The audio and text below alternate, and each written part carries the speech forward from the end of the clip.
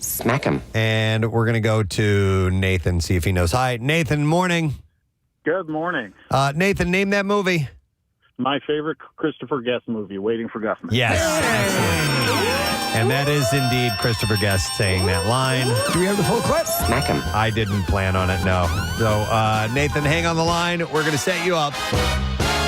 Got you a pair of tickets to see Andrew Schultz, a live tour this Saturday, August 24th, 10:30 at the Ocean Casino Resort in Atlantic City. You can get ready to laugh, think, and maybe even shed a tear because that's life. Tickets are on sale now at theoceanac.com. So hang in there. Yeah, there's a whole clip where he's talking about men in days of yore would walk up to D'Artagnan, how dare you, and just smack him.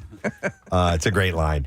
All right, let's see what else we have to get into. So Brandon Sklenner has come out to defend his It Ends With Us co-star Blake Lively and others involved in the movie because the rumor mill's been working overtime recently that have allegations flying around that the cast Lively, that has cast Lively, director Justin Boldani, and others in sometimes negative light.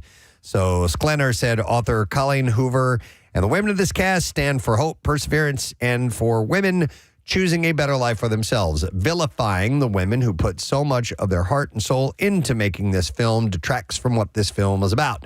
What may or may not have happened behind the scenes does not and hopefully should not detract from what our intentions were in making this film. I think she could have hired your PR company, Kathy, for this one. Yeah.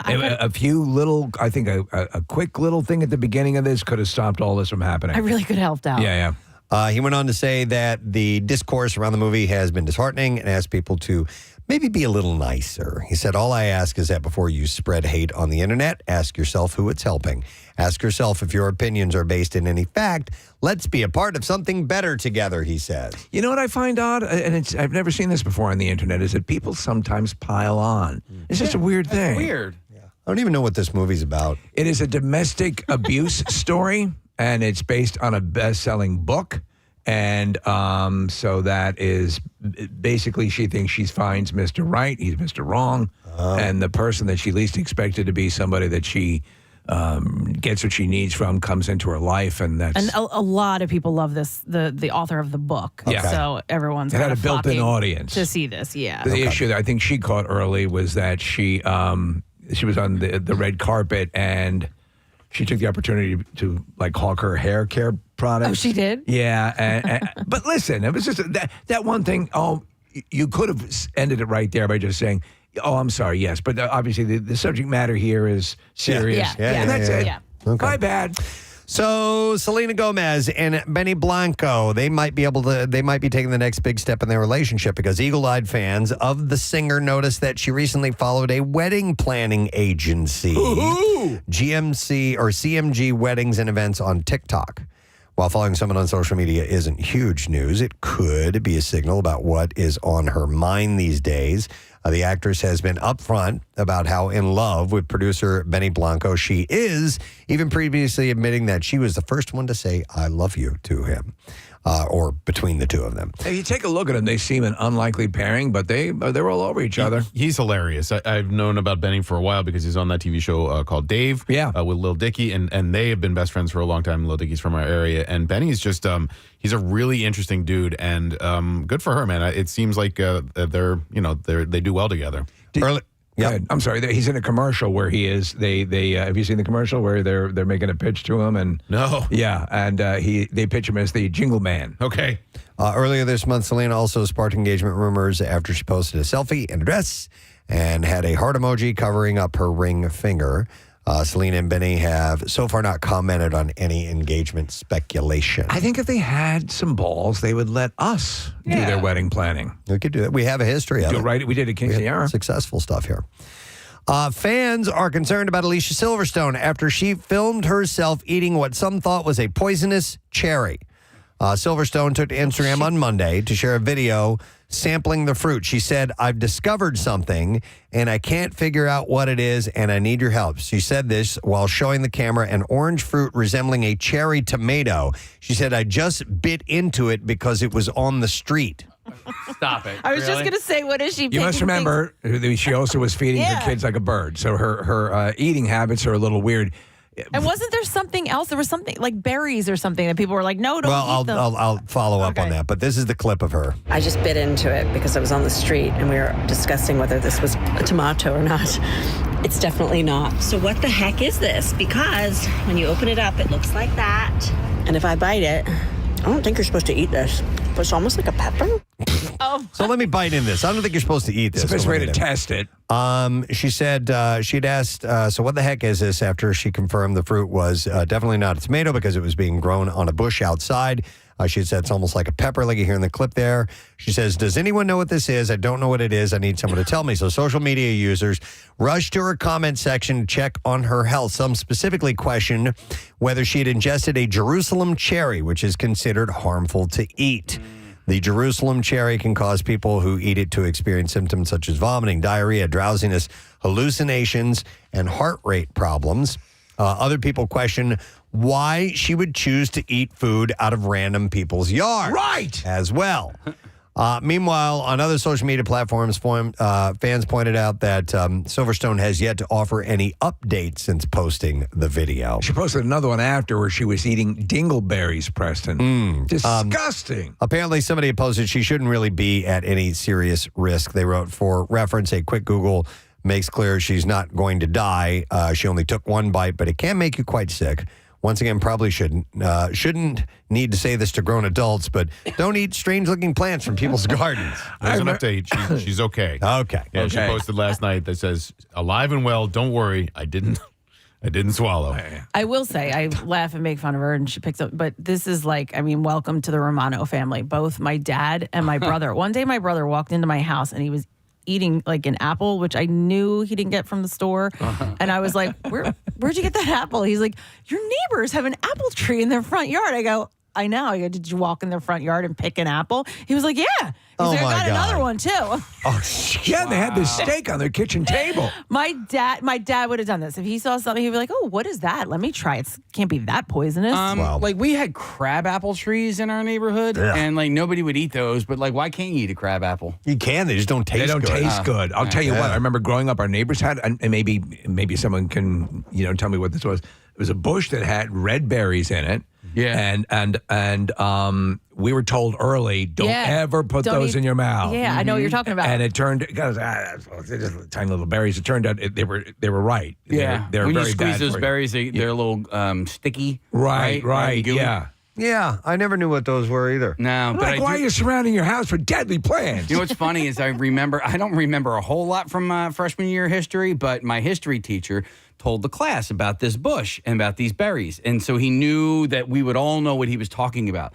And so he goes on and talks about if you take these berries and you eat them, you'll get the most amazing rush and blah, blah, blah, blah, blah, right? And then the lesson was essentially he was like, you guys were all going to go home and eat those berries, weren't you? He goes, they're poisonous. You know? There we go. I was like, what if I went to the bathroom in the middle of this lesson and then didn't hear That seems like a bad teaching method. Yeah, it does. Yeah. There's a great game called Russian Roulette. Yeah, you would have done it, wouldn't you? So she's okay. We can all rest and relax and know that Alicia Silverstone is safe now. Soprano star Jamie Lynn Sigler had a huge day on Friday. His 10-year-old son, Beau, was discharged from the hospital after 33 days. She posted a clip on Instagram of him making his way down the hospital hallway surrounded by cheering staff. She wrote, after 33 days, we're busting out of here. My brave boy, you are a walking miracle. She said the rest of the story will be Beau's to tell if he chooses to one day. As the caption indicates, Sigler was short on details.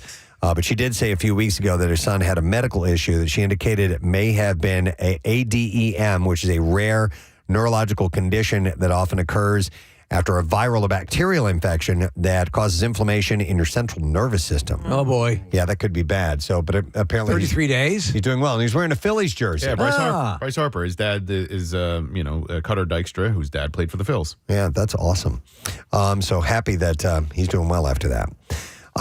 Let's see. How about this? A popular Closer Look segment from Seth Meyers on his show, Late Night with Seth Meyers, is getting a primetime special.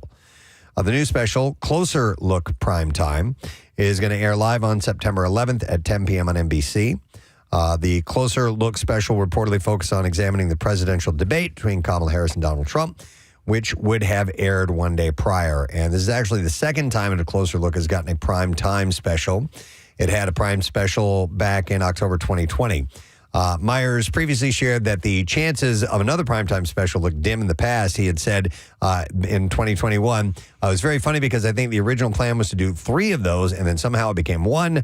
I will say when it was over, the network didn't call and ask us to do another one, but apparently they are. It's weird, that whole world, because I was reading an interview with Jimmy Kimmel. He's talking about the nature, the projected future of late night shows. And he doesn't paint a good. Did you read it, Nick? I did not. Yeah, it does not paint a really good picture. Send it to me because I'm interested. Yeah. Steve, I cannot remember the last time I stayed up. I mean, maybe SNL on the weekend, but like a Seth Meyers or Kimmel or whatever. I watch all of those on YouTube, and I watch them the next day. I don't. And even with like Seth Meyers with the Closer Look segment, they will air on YouTube a closer look before. That show airs on NBC, so you can watch last night's before it's actually aired. Before it's on TV. Yeah, it seems counterproductive, right? But maybe it's not, Steve, because so many more people are just watching stuff on YouTube anyway. Yeah, that if they're getting an audience and they're not going to stay up until 12:30, maybe they're getting people to watch it, at an earlier hour. Interesting. We have a piece of audio. Al Roker was his 70th birthday yesterday, and he got the key to New York City for his birthday. How cool is this? Well, they had taken one back from Diddy, so they had given one it to him as spare. All right, here we go. You have opened the key to our hearts. This is the mayor, by the way, Eric Adams. Oh, my gosh. 40 years, 27 on this amazing show. You have been a real New Yorker. When I wake up, I got to find out what the weather is before I put on my suit. Congratulations to you. Oh, my gosh. The city of New York. Good for him. That's cool. And you do, there's got to be a lock somewhere. They should build one big friggin' lock that it opens up and it's in front of people. So you put it like where the Christmas tree is in Rockefeller Center, so people can see you're one of the people going to open up this lock. Yeah. Because unless you can use that lock to get into absolutely every home and business in New York City, it has no value. Yeah. A Pacific Rim TV show may be coming to your screens sooner rather than later. Legendary Entertainment, the company behind the giant robot franchise, is reportedly working on an origin story prequel series. That might be interesting. Yeah. Loved Pacific Rim when it came out of nowhere, and I just, it was terrific. But that sequel, Pacific Rim Rising or whatever it was, is not good. I didn't see it. It's not good. Yeah. Okay. Well, maybe they'll get it right with the prequel. Maybe we'll find out how the kaiju went to school and everything. Yeah. I guess stuff like that. Like Sweet Valley Kaiju. Spanish director Pedro Almodovar's first venture into English-speaking films has hit its first trailer, It's called The Room Next Door. It stars Tilda Swinton and Julianne Moore. They play friends who reunite after a long time apart and have to navigate some difficult situations as they resume their relationship. The Room Next Door will open in theaters December 20th. I like both of them, Tilda Swinton and Julianne Moore. So maybe that'll be good together. I know she caught crap, Tilda Swinton, in the MCU, for the character she played, but I thought she was fantastic. She was brilliant. She's one of my absolute favorite characters of all of them. Terrific. I love that. Do you know what she's excellent into? The movie Constantine. Have you ever seen that? Not in a long time. Great. So this looked pretty fun. What if Y2K had been the disaster that the world braced for? There's a new trailer out for the R-rated apocalyptic comedy Y2K that examines the what-ifs with a comedic lean to it. There are people walking around now who have no clue how huge that was. Yeah. For years, Preston, one of my good friends, I'm talking for years, his job was recalibrating computers so that they could accommodate the changing year. Yep. Yeah. And that was his business. Yeah, so there was, I'm not going to go into if you don't know what Y2K was all about, but it was a big deal back in the day. There's a new trailer out for this film, and it stars Jaden Martell, Rachel Zegler, Alicia Silverstone, we're just talking about. Berry Eater. And Julian Dennison, and will hit theaters December 6th. It looks funny. I watched it. Apparently these technology starts to come alive and wreak havoc upon sort of humankind. Like a Maximum Overdrive? Kind of like that, yeah. Ryan Murphy's Monster series returns to Netflix with new murderers to profile. Monsters, the Lyle and Eric Menendez story.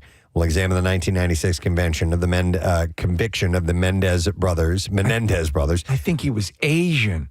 For the murders of their parents. You remember the cable guy? I do. Yeah. They spoofed it.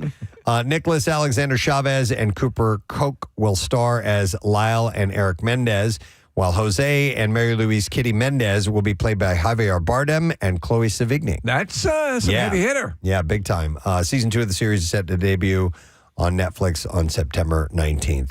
And then finally, this is awesome. I watched the trailer for this. You will relive the 80s hair band era in the new Paramount Plus docuseries, Nothing But a Good Time. The first trailer is out for the 3-part look at how glam and hair metal took over the 80s and then died when grunge stormed in. So I saw this as well. It looks awesome. The docuseries promises the real story from those who lived it, including Bret Michaels, Stephen Pearcy, Nuno Betancourt, Dave Snake Sabo, Ricky Rackman, along with Corey Taylor and Steve-O, among others. The docuseries debuts September 17th. This is right in the heart of my formative years. Yeah. I can't wait to see this because that's the lifestyle that I longed to live, was that whole hair metal thing. Do you know I have to watch The Dirt again? Yes. Oh, my God. Yeah. All right, and we have clips to play for you, friends, so let's do it.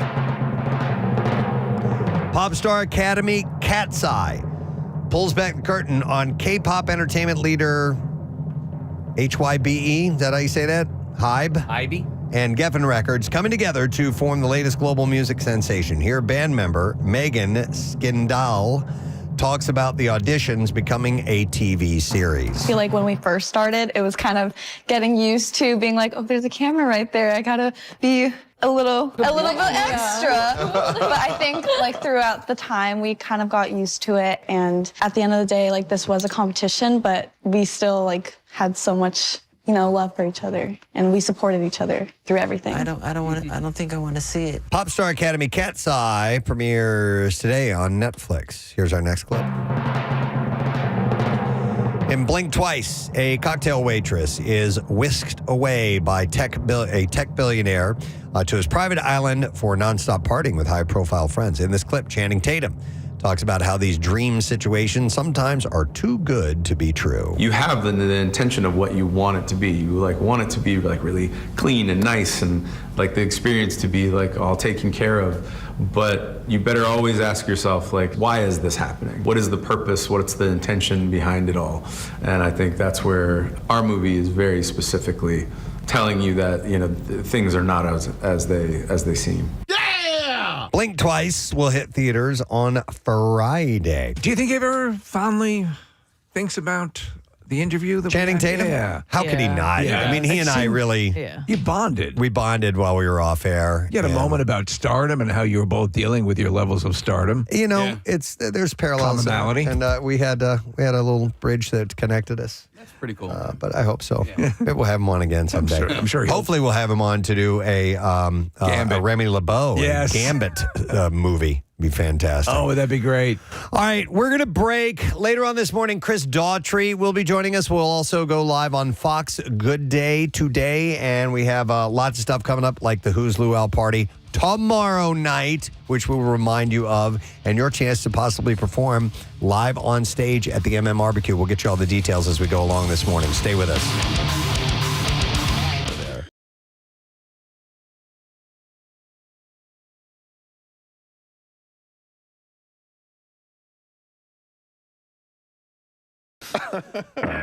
So anyhow, he was first introduced on season 8 of The Bachelorette when he vied for the affection of Emily Maynard. So he goes, I love you.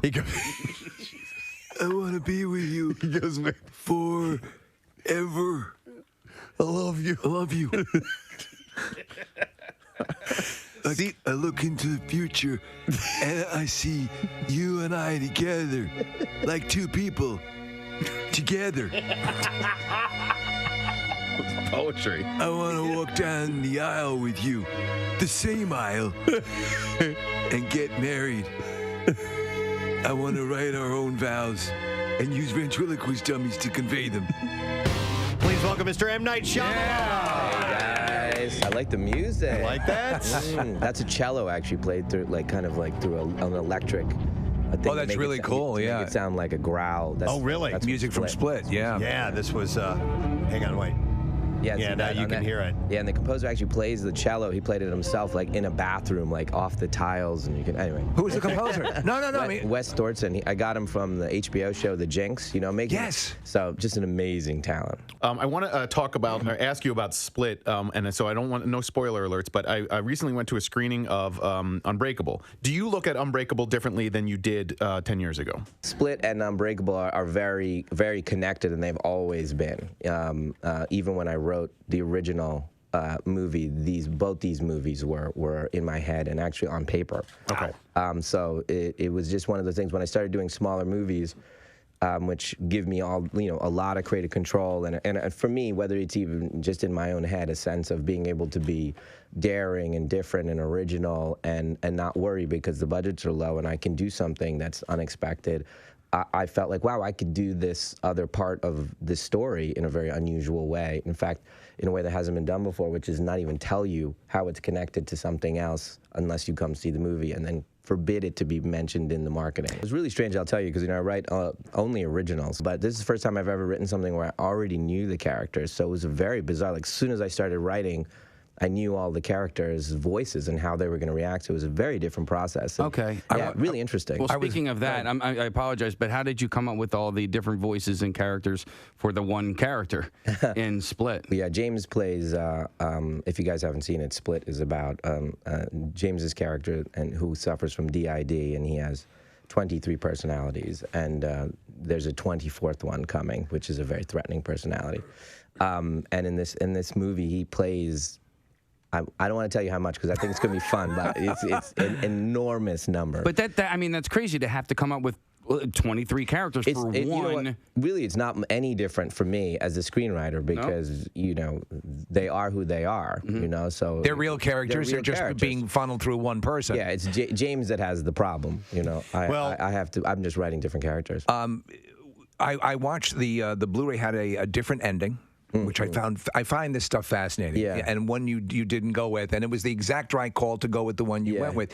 But do you when you shoot those things and you actually just sit there and see them side by side and run them, do you go, that's it, or are you back and forth, back and forth, back and forth? Well, I mean, part of art is listening, right? Yeah. So you can have an agenda. Again, if I write this movie about you guys, you five guys right here in this thing, I can have an agenda. Oh, I want Preston to be this person and that person, and but you have to really listen because the character of Preston or the character of Kathy will start talking to you and telling you something, and if you're being arrogant in the process, it's literally in a relationship, and if you're not listening to say, oh wow, the Kathy character wants to be the dominant character, doesn't want to be the way you were thinking of her, and so it's listening to it and making the movie and looking at it, you go, wow, I thought James's character was going to do this, or I thought Bruce's character was going to go this way, but actually it's Sam's character that wants to do this, and that process I've gotten better at listening.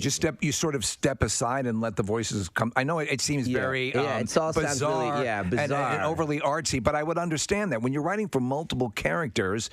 I mean, they're all living within you. Yeah, so James, we were doing a scene, and just a random moment, just to give you a sense of what I'm talking about, and James was playing the 9-year-old boy, and he did something that he didn't know he was going to do. He was walking down the street, and he did something with something on the side of the building, and a half second before he did it, he didn't know he was going to do that. Right? And then he did it, and then he reacted to it, and like a 9-year-old, and it was hilarious and wonderful, but he didn't pre-think that. He was being the character and listening, basically, is what I'm saying. What does the character think? Oh, wow, the character's eyes went to this thing that happened to walk by. And that in that same way, being present as, having empathy. I guess as an artist, that's really what you're cultivating is your ability to have empathy. I've always, coveted the opportunity to do something where there was a pre-existing mythology and something so well thought out. Why Lord of the Rings and Harry Potter and even Star Wars, Lucas's Star Wars, why it's so effective is the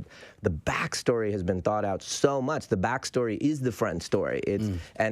All that work has been done. And when you guys see something on television or a movie that rings a little hollow, that's because the person walked in the room and that person didn't exist before they walked into the room. So with that kind of just leaving things, just letting it funnel through, can we expect to see glass last face-off against Stuart Little? Maybe. Is it possible? Yeah, it's possible. I wrote Stuart Little for you fans out there. That's why that joke actually is funny.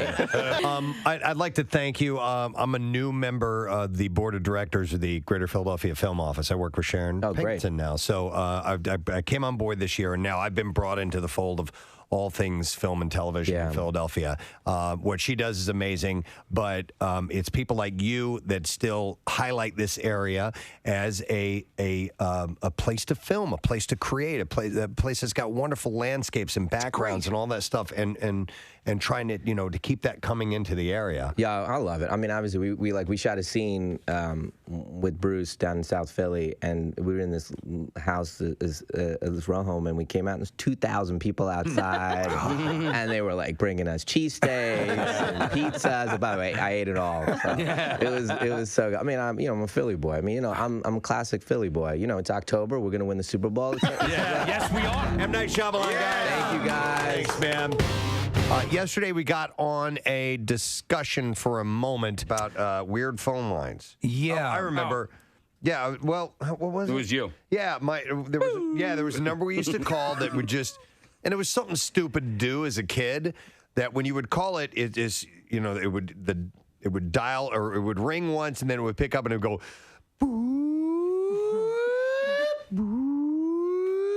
I mean, over and over, nonstop. It had to be like maybe for service guys working on the lines, like a calibration thing. Maybe that was something like that. Something along and you those happened lines. upon it. No, but the reason I brought this up is because Steve came across now. One of the things is not just free phone lines like the time and temperature and 800 PHL gate. There was a time in history where the 900 exchange was quite popular, and those were paid phone calls. You mentioned celebrity ones. Yeah, we have a couple of them. You ready for this one? Yeah, which one you have? There we go. Audio Entertainment presents pop music's new sensation, Paula Abdul. Call me, I've got news you can use. Straight up, she's going to tell you Straight up, man. You straight up call her now. She'll tell you where she had her nose done. And you should, because opposites attract.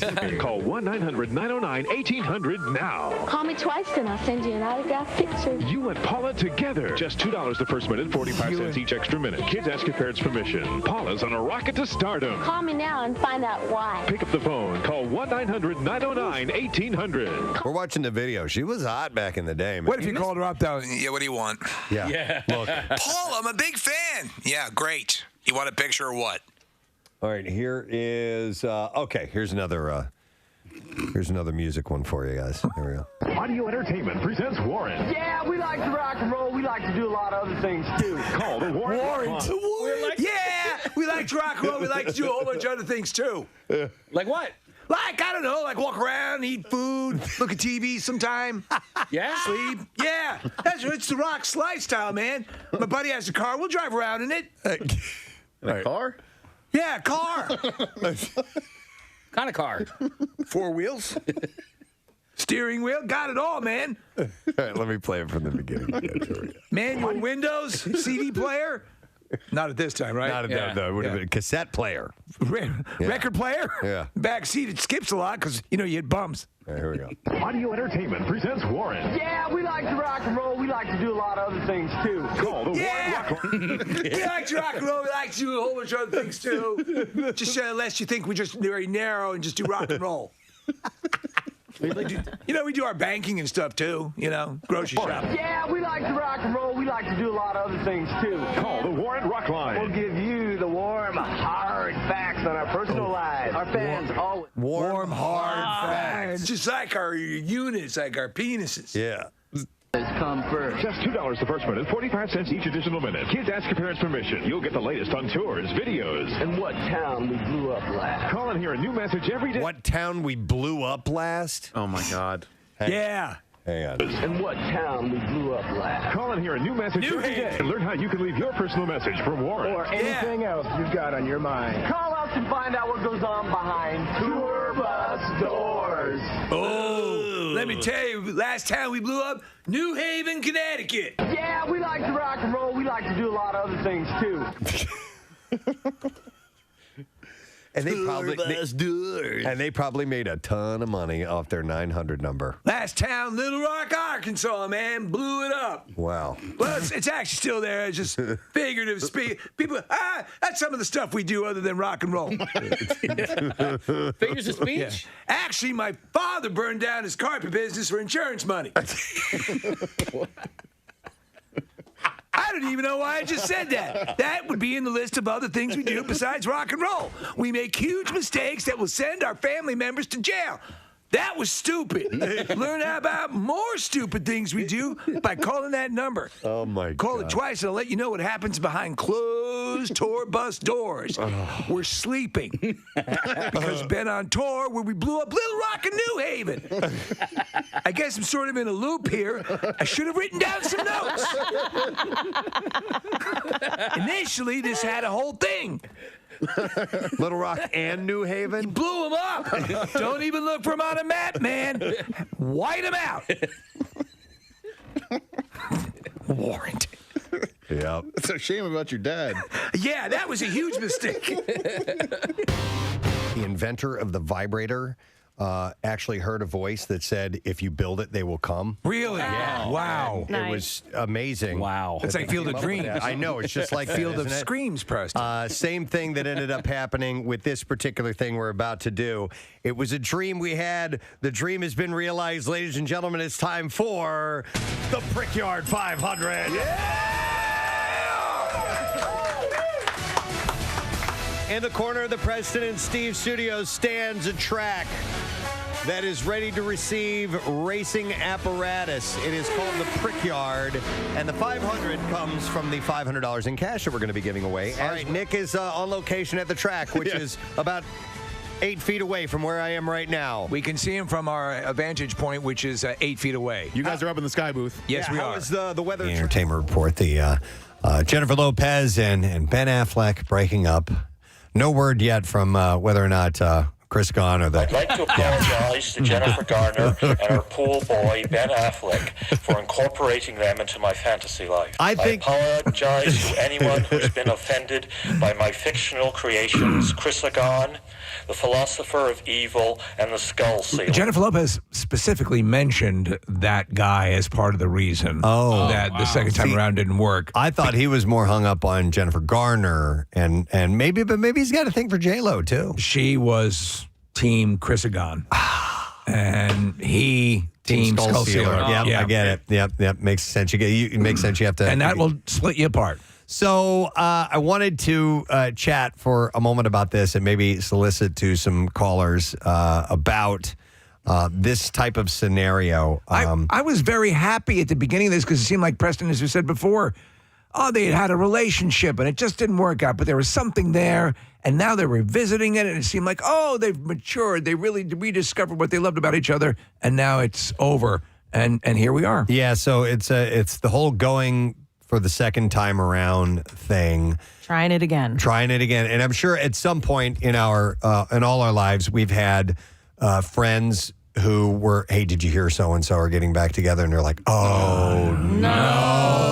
Or Are you serious? Or it could be like, that's good because I thought that I don't like them. I thought they really had something, and they went away, and then they came back, and that was me, and it ended up working out. Yeah, and Ben and J-Lo. Right. That's what I thought. That's you hope for that. I have a gut feeling, Preston, that if I were to review the situations in my life where I knew people like that went through it, the vast majority didn't work the second time either. Right. I remember Jimmy Buffett did that, and he got divorced from his first wife and then remarried her, and then they spent the rest of their lives together. And so sometimes it worked. But Steve, it's funny because when you were rooting for this, I was like, I just can't see it working out. Like I was blinded by Batman. Probably, and I know how much you love Affleck. I watched it and I was like, if these two had problems 20 years ago, they to me don't seem like the type of people that would mature over 20 years. And I just any problems that they had 20 years ago, they probably just resurfaced. Yeah. Wow.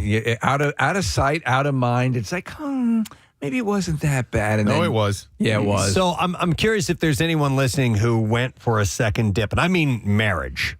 Married, divorced. And then all of a sudden you fall back into it again and try it again. And whether or not you got married the second time or not doesn't really matter. But you made a run at it. 215-263-WMMR. So I have a friend who got married, got divorced, filed, paid. They spent all the money, and then they got back together.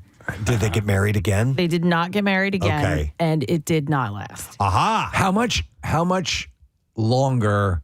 What was the time frame between the filing the papers for the divorce and them getting back together? Ooh. Or was it kind of just lingering? No. It was like, I mean, there was other people involved. Oh, really? You know, they dated other people and all that kind of stuff. I'm not exactly sure. Like, I would say not Couple years? Not years. Okay. Maybe a year, 2 years, somewhere All right. in that range. And then, lasted for a decent amount of time again, and then just didn't work out. I have seen on a couple of occasions where people have, like maybe as their younger selves, maybe teenagers or 20s, been in a relationship for a while, it went away, and then they went on and they lived their lives. Yeah. And then they got married maybe, that failed, and then they found each other again, and then this time it worked out. You know what I mean? I have seen that happen a couple times, and that's always kind of fun. It's one of I those think. times that involve a notebook. No. No, and I have another friend who, same thing, Preston. They dated younger, broke up, and they went on, lived their lives. They both, graduated college. They started their careers. They were both doing very well, and they tried it again, and it didn't work because they said, like, it was almost like they didn't know the person. It was a whole different. You're a creep. Well, no, that they lived this life so he went into her apartment, and he was like, I didn't know that life of hers, like it Boy, was, you really like unicorns. No, it just was completely different, and it wasn't the same person that I knew when we were younger. Interesting. Yeah. I thought it was going to be I remember why I hated you. No. Because sometimes you forget that, and then the sex is like, yeah, this is good. And then you're like, and then after a while you figure out why you hated each other in the first place. That's exactly it. I think you get again, there's that pause. I think it happened in this case with Jennifer Lopez and Ben Affleck, is that, well, time has gone past, and you tend to really remember the good times. Yes. That was, remember that? Yeah. Forget the other time. It's easier to. I think it is easier to remember. Yeah. When rekindling like that, it's easier to remember all the good, warm and fuzzies, and forgot about the stuff that Like the time really she called you a pussy. drove you apart. You pussy. Let me go to Amanda. Hi there, Amanda. Good morning. Good morning. How are you? We're good, Amanda. So you had a situation where you were married, broke up, and got back together? That is correct. All right, what's the story? We were married for 5 years. I decided to divorce him because the marriage was just shit. Oh, excuse me. It was shambles. Poopy. Yes. And, Shambles? we never got along really when we were married. But we lived in a co-parenting household. We did not have sex, nothing like that. We both did our own thing. But COVID happened, and here we were, together, stuck alone all the time, still not having sex. And one day, there was a local jewelry store closing, and he's like, we should go get you something. And I said, let's go get me an engagement ring. Okay. And I don't know what I was thinking. And we only lasted 6 months after that point because I left him for another guy. Oh, okay. So that seems to me, that seems sort of a flippant way. It wasn't like you were really pondering. It was just kind of like hey, on a lark. But let me ask you, even though it didn't seem like it was that long a pause or more of a deterioration, you're kind of instant. We were apart for 5 years. Oh, you were? Okay. So did all the stuff that you didn't like about each other come flooding back? Yes. Well, we had no chemistry in the bedroom.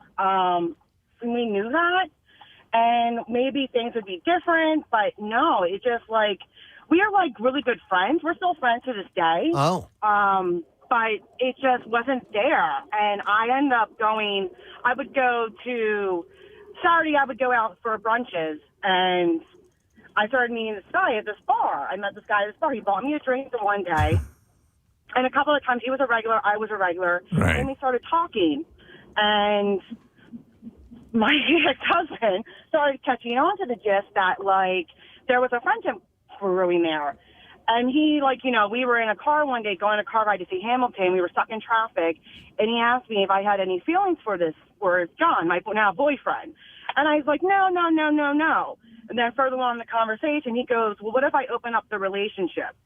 So what he's saying is he wanted to be a part. He wanted you. He wanted me, but he wanted me to be happy, but he knew we weren't happy in the bedroom. He actually didn't want you to be happy. He just wanted you. No, this is the husband. Oh, okay. All right. Yeah, saying that he wants the husband. to open things up. Yeah, that's good. Open things up. And he was like, Sounds like a cuck to me. That's what it Amanda. sounds like. I was thinking the same thing. Like he wanted to He watch was you guys. watching. He probably did, because oh my God, he probably did want to watch. He's a freaking weirdo. And you guys are still friends. Yeah. We're friends because we have a son together. So we do co-parent very well. It was a little weird for a while because he just told me, don't fall in love with John. And I couldn't help it. Like, John and I, it's been 3 years now. Okay. And John is like the love of my life. And, when you meet someone, unfortunately, you can't help it. Like, and it didn't matter. I quickly took off the ring, like 3 weeks after he opened up the relationship.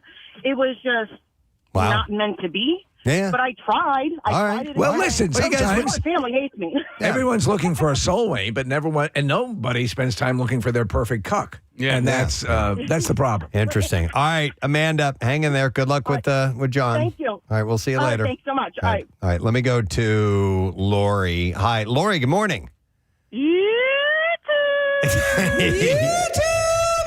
All right, Lori, tell us your story, please. Okay, well, first of all, it's Lori, a.k.a. Crazy Turtle from YouTube. Shout out to all the YouTubers. Okay. What's up? So me and my ex-husband just recently got remarried again a couple of weekends ago. We were married 2007, divorced by me, 2016, rekindled 2018, and then just remarried again 2024. Oh, okay. So the rekindling has hung around for a while. You guys have given it a good test. Oh, yeah. I moved back in, and we have a child together, and I knew him in high school. We dated separate people, but hung out together while we were, in our early 20s. I always had a thing for him in high school. So we went our separate ways back then. Then I saw him again in 2005. Then we got married. And for whatever reason, in 2016, my dad passed away. Things were going on. And I don't know. I just, went to the lawyer and said I want a divorce. And then, yeah. Yeah, I was going to ask what went wrong and why will that not happen again? There was just a lot of things. I just kind of put it in my head that, it is what it is. I've always been in love with him. I don't want to say major issues with him, but, we're two separate people. And he wouldn't, I was into Spartan racing and stuff, and he wouldn't, he always complained about that stuff. He didn't like you doing the Spartan races? No, he didn't like me doing any kind of racing. I mean, or stop and think about it. From our 30,000-foot view, it all seems very trivial. Yes. You do those Spartan races. Yes, how dare you? I hate that when you do that. I like to sit around. Yeah. Yeah, so I just kind of put everything aside and said, you know what, it is what it is. We work out well together. Okay. Not work out like physically. But, Yeah, he just sits there and eats a lot, and you run around. And okay, so you guys rekindled in 2018, and you just got married a couple weeks ago. Yeah, a couple All weekends right. ago at the house. Has he? Well, do you think at some point he might join you in one of your Spartan races? Hell no. But now you're good with that. Yeah, no, I'm fine with that. All I'm trying right. to get my 17-year-old to do the races with me, but we'll see about that. All right. Well, we hope it works out. Yeah, good luck, Lori. Thank you. All right, thanks, guys. We've had two successes. What are Spartan races? It's like They're like no a joke. Yeah, they're heavy duty. They're like the Tough Mudder and then some. I knew Tough Mudder, but I didn't know the It's in the Spartan. same vein. Okay. Yeah, it can they range. They can be like a 3K or they can be like almost like a marathon. And that really bothered him. Well, because it takes up a lot of time. Ah. Bitch is always running. Yeah. You love Spartan races more than you love me. I don't necessarily think he's pissed about her, being gone for a few hours Are you on a seeing Saturday another race? morning. I think it's the hours and hours and hours of training to get to that point. Well, also, when you're sitting on the couch eating circus peanuts, totally, and your partner is like in A great warrior. shape, yeah. It's a little jealousy. She's scaring me. We're talking about people who have divorced and then are going at it again because Ben and J-Lo, I think most of us. Did anybody say, was anybody here a naysayer? Were you, Nick? Yeah. You called it. I was skeptical from the get-go. I was a hopeful sayer, but when you have a track record like hers. I felt good about it. I did, really. Yeah. I thought maybe. I'm still waiting for Chris Martin and Gwyneth Paltrow to get back together. They've grown and learned and learned and he's have Batman? A new approach at things. It has nothing to do with him being Batman. Nothing to do with that. No. It will. It will. Yeah. I will go next. What if I just watch you have sex? Who's that in the corner? It's the Dark Knight. Can't even see him. He's in the shadows. I'll always be there. I'm the cuck you need, not the cuck you want. Oh my God! Could you imagine Batman? I'm watching too. Wait. Bane? That's right. Meet my friend Bane. Oh my God! Your technique is lacking. Nick, did you say the cuck knight? Yeah. You're never gonna get her off that way. Yeah. They're shouting their input, their directions for you. All right, let me go to Gina. Hi, Gina. Good morning. Gino. How you doing? Oh, Gino. I'm sorry. What's up, Gino? Yeah, me and my wife, we got married, and within a year, she thought I was going to change, and I thought she wasn't going to change. So we couldn't do it no more after about 2 years, so we split up. About 5 years. I went and lived in Seattle. She worked in New York, but we both originally were from Camden. And I came home. My mom passed. I came home. I'm sitting in a limousine outside the church, and her and my mom were best friends. Best friends. Me and her couldn't get along, though. Right. But so I looked out the window, and I saw her standing there, and I felt like she's supposed to have been in the limousine with us. And we've been together ever since. As of yesterday, I cooked her dinner and brought her flowers. Oh. So Wow. let me ask you, and again, dealing with the thing with J-Lo and Ben Affleck and revisiting things that were part of why you split in the first place, are they still there and you've adapted to them, or have they changed, or why is it working now when it didn't before? Because now she realizes that she can't do without me. And I realize that she's the best thing for me. Oh, well, there you go. That's very Hallmarkian. Hallmarkian. Well, that's nice. Yeah. How long ago did you rekindle this? When was your mother's funeral? How long ago? In 2009. Oh, wow. There you go. So it worked out. It's worked. It is working out. So and you see her and you think, which is kind of a very nice thing to do because you knew they were good friends. You need to be in the limo, and which she was very touched by that. Yes. Okay. And her and my mom, the whole time we were separated, her and my mom talked on the phone every day. Wow. That does happen sometimes. I know. Yeah. It's like, yeah. I tell you, you make a better cuck. All right, Gino. Thank you, man. Appreciate it, bud. Thank you. Yeah. Some of Matt Cord's exes were at his mom's funeral and kept in contact with his mom. Really? I needed a contact. And they were the pallbearers. Wait, I needed a contact of one of Matt's exes, and I was like, hey, can you get this for me? He's like, no, I don't talk to her. Ask my mom. My mom has her phone number. I had to get her phone number from Matt's mom. His mom was funny. I'm so glad she got to see him Get married. Get married. Yeah. We will go next to Vanessa. Hi, Vanessa. Good morning. Hey guys, sorry to bother you at work. It's all right, Vanessa. You wanted to tell us about a reclamation of a relationship?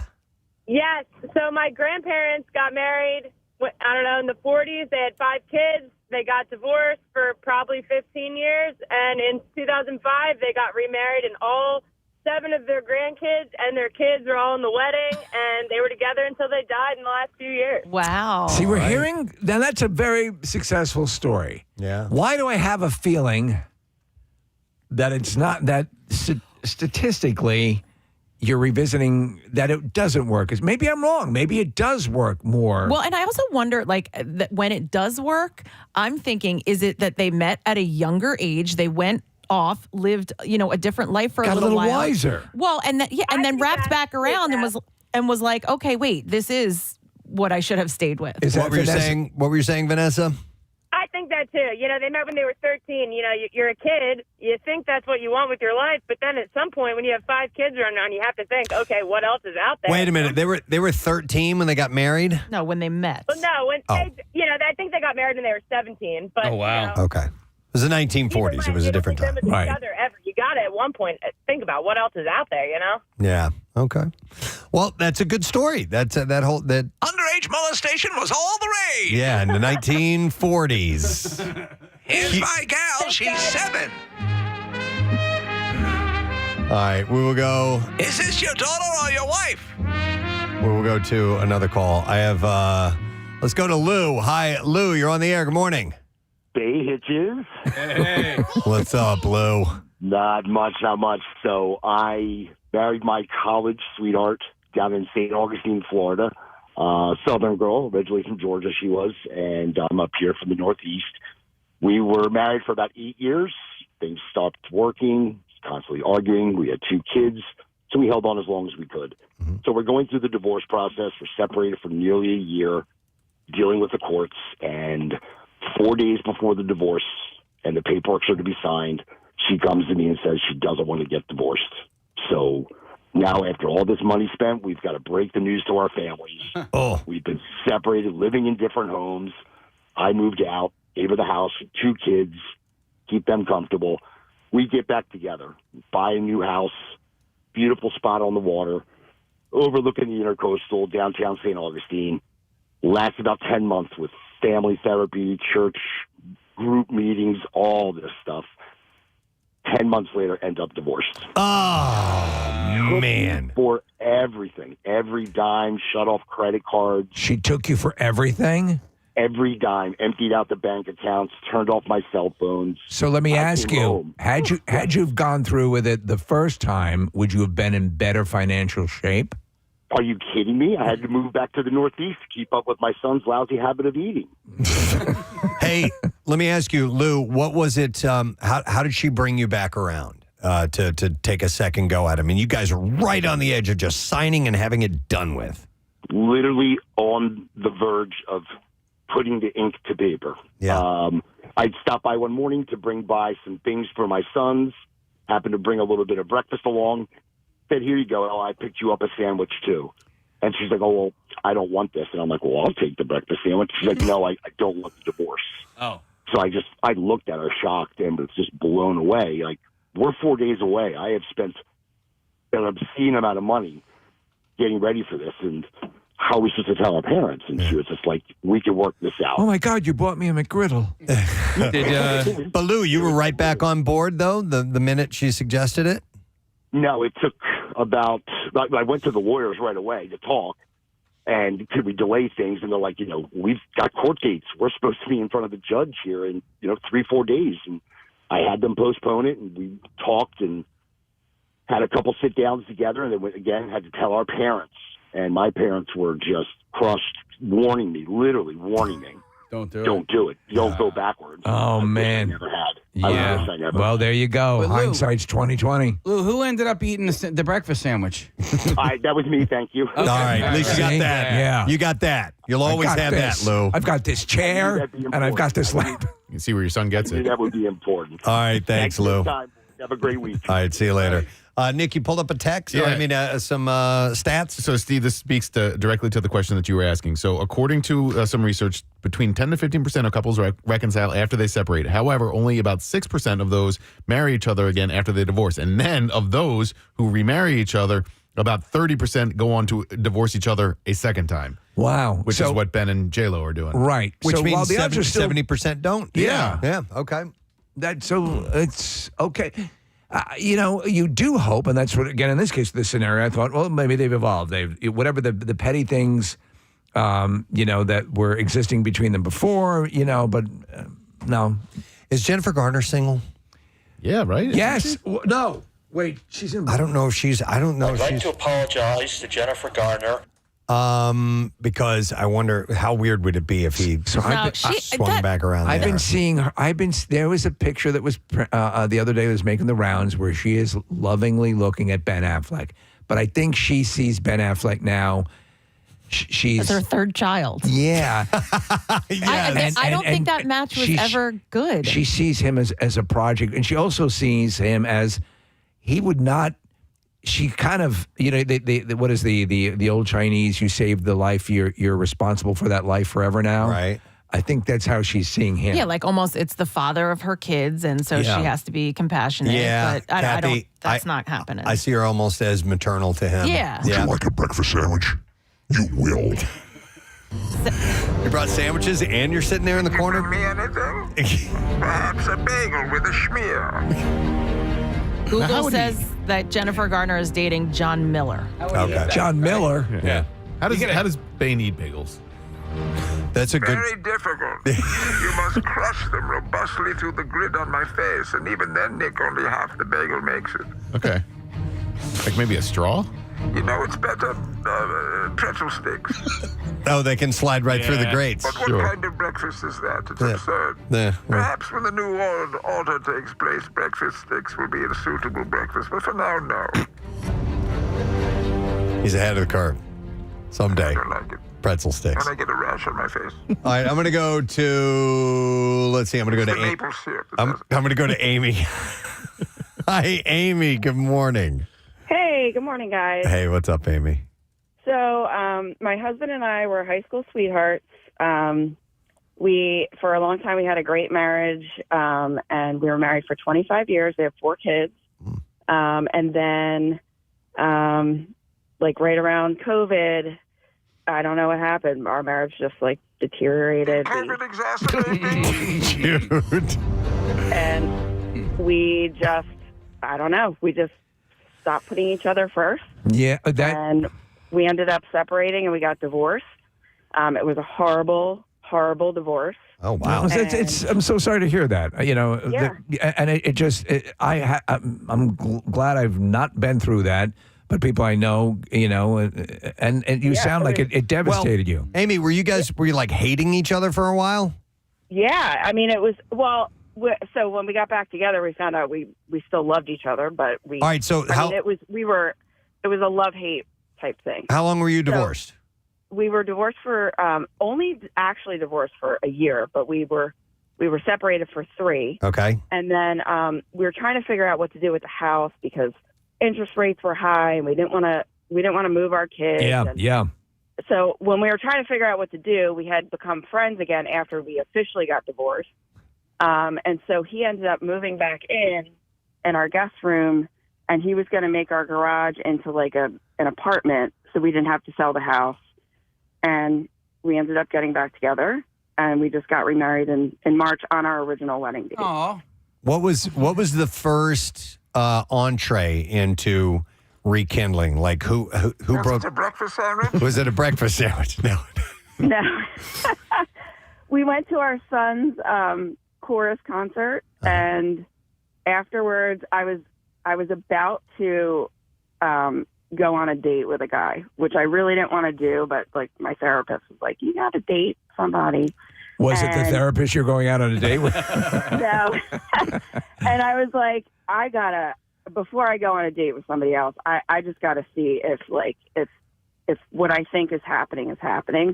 And so after everybody went to bed, I just like pulled him into his room, quote unquote, and like kissed him, and everything else was hang on a second. I like that. I want some more details here. What happened after the kissing? I'm getting turned on. You can just imagine. But the funny thing is, our marriage now I'm gonna sit and watch. It ever was, and it was good for a long time. So I think that's nice. I'm listening to That's you, very Amy. sweet. I hear it. It is very sweet. Casey wants details of your sex scene in your bedroom, but I think that's a sweet story. Batman just wants to spank him. Yeah. Well, we have 4 kids, so I mean. Let me ask you this. So on the second go around, and you said you weren't putting the other person first. It's something that I think people don't consider is that you have to look out for yourself as well, because you have to be, though it sounds selfish, if you're happy, then you can make the other person happy. If all you're doing is living, it's something that I've sort of learned in my life is you can't, because that's a lot of times that's the road to folly is that I'm not happy. It must be their fault. You know what I'm saying? Mm-hmm. So, but right now things feel good and they feel better than they've ever felt. Yeah, because when we were separated, we both had sort of traumatic childhoods. So we both went through therapy. We're still in therapy, but we do both. You know, Good. Not only do we make healthy choices for our individual selves, but we also are considerate of the other person, and we keep that like top of mind. Do you still have the therapist who told you to go out and date? Well, yes, but okay, she's not telling me that. Okay. Okay. All right. Well, listen, she was making at that time. It probably seemed the way to go. Yeah. Yeah. All right. So, and when did you guys get remarried? How long ago was that? In March. Oh, 20th. okay. So it's still. And that was our original wedding date. Oh. Yeah. So it's still, sticks for everyone. it's still a little fresh then. All right. Yes. Yeah. But full steam ahead. Everything feels good. Everything's great. Yeah. It's good to hear that. Yeah. Yeah. I hope it you works do out hope for you. Yeah. Didn't work out for J-Lo and Ben Affleck, though. Thank you, Amy. No, that was second time around. Not happening. I'll watch. But good for them for pulling the plug and not listen. I'm always you hate to see relationship ends. Yeah. Sometimes relationships need to end, and you move on and you find another chapter of your life, and hopefully that's what they're doing. Fortunately, they have hundreds of millions of dollars each to cry over. That way they can cry over. Yeah. Exactly. They can All right, cry well, and they're hundreds of millions. thank you for sharing. I apologize to those. I would like to apologize to those who are on hold. Apologize. The only time that's okay. I'd like to apologize. To go to. I apologize. You're in that helicopter, too. All right. So with that, we are going to take a quick break. We'll come back in a moment. We're going to go live on Fox Good Day, and we'll get the Bizarre Files. Stay put. Trackside, Nick. That's beautiful out. You should see it from down here, Preston. It is gorgeous out, and You're close to the track, and I got to say, I have to imagine it looks pretty spectacular from where you are. perfect conditions for racing. Yeah. All right, so let's meet our racers, if that's cool. We're going to start with our first one, and then we'll explain how the race is going to happen. Let's go and meet Aaron. Hey, Aaron, how are you? I'm going to race the Duracell Pink Nightmare today. Oh, my God. Now, let me tell you something. What I'm looking at there, if I was into this stuff, I'd get that sucker. That looks like it does everything. I'm fairly certain this will break concrete. Hey, Aaron, is that a jackrabbit? It's something, all right. I have a jackhammer. I don't know. All right, nice to go. All right, and let's meet our lone male contestant this morning. This is Michael. Hey, Michael. Wow. Wow. How you doing, man? Hey. From Newtown Square, and today I'm riding the Purple Pocket Power Pen. Purple Pocket Power Pen. Power Pocket Pen. Now, Purple Pocket Power Pen. It's really, the fact that you can say that quickly is pretty impressive. Yeah. Preston, do you know the story? Our one and only male, and we said, the question went out, do you actually use this? Well, I'll ask you, do you actually use this? Yes, I do. Is it used in the back door? Yes. Okay. Okay. Okay. All right. We got prostate stimulation. Okay. Oh, we don't need all the specifics on that. To be honest, I wanted to know too. Yeah, I wanted to know too. Okay. Why don't we talk to the next contestant? All right, let's go to our next contestant. Our next contestant is the lone anonymous contestant, and she's actually wearing a mask. We have a stormtrooper helmet on. Yes. Did she bring that, or is that ours? I think that's ours, and we want to welcome Miss X. Good morning, Miss X. Good morning, Gadzooks. Gadzooks. All right, and tell us a little bit about what you have there. Do you have a name for your vehicle? This is the Powerful Purple Rocket. Another purple And thing. just letting you know, this is my mask. This is your mask. Okay, fair You're enough. a badass. How confident do you feel in winning this race? I think this thing's pretty powerful. Okay. So I think this is going to be no competition. Okay. All right. Hey, Rachel. Hi, everyone. My name's Rachel. Nice to meet you. And Hi. Rachel, what do you have there? What's your vehicle? I call this is what I came for. This is what I came for. That's a perfect name. I like it. I don't want to handicap the race, but I think this one is going to come in dead last. I think so too. Because of the shape of it. It's not.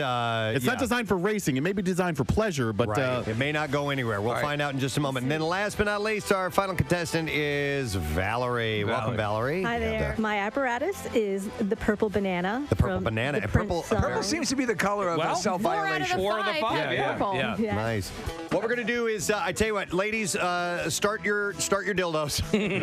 Ladies, start your dildos. Are the races ready? Yeah. All right, Marissa, in 3, 2, 1, let's go racing. And they're on their way. Wow, one has jumped out. Nick, who is this? the middle track, race number 3. That's Miss X. Oh, no, it's Michael. It's Michael. The lone man. Oh, the abomination. Oh, my God, the man way out in front. The giant pink one hasn't even left the starting line. He's just sitting there spinning out of control, not moving at all. Michaels is almost He's to almost the end. almost to the end, almost to the end. Ladies and gentlemen, from race number 1, we have a winner. Oh, my God. And let me tell you something Okay. here. They laughed when they said, oh, a guy's going to be a part of this. I know. They said, hey, really? Yeah. And remember, we were mocked. We were actually, people would point to us when we walk out in public. Yeah. You're actually going to let a man in this. Dominate. All right, are all the racers ready? Yes, indeed. And 3, 2, 1, let's race. And they're off. Oh, it's a much closer race. Oh! Michaels is headed out to a huge lead. I can't see it all, Nick. You're going to have to describe what's going on. Michaels is out to a big lead once again, Preston, although there is one in the lane number 3 that has been catching up, but it looks like Michaels is inching closer to the start-finish line, or to the finish line, I should say. I believe he's going to take number 2. Valerie looks like she's in second place there. Heat number 2 once again goes to Michael. Oh, he is dominating. He's off the track. Wow. All right, and the ladies have started him up again. And ladies and gentlemen. All right, Nick, are they in place? They're in place, Preston. All right, final heat of the Brickyard 500 in 3, 2, 1, let's race. And they are off. Wow, this one's off to a closer start than any of the races thus far. There's a crash. Yeah, it looks like we do have some rubbing going on, and rubbing's racing, especially when you're really rubbing it hard. Rubbing to the point of being chafed, Preston. Yeah, it's rubbing is something you can expect. Oh, who's out there? Who took a lead? It looks Michael. Michael. Michael's Once out in front again. You are the man. Wow, Rachel's has crossed lanes, but we got another winner. Michael just again crossed the finish line. The Dale Earnhardt of dildos. Yeah, our number 1 winner by far. 15 points, way out in front, undisputed champion of the Brickyard 500. It's Michael.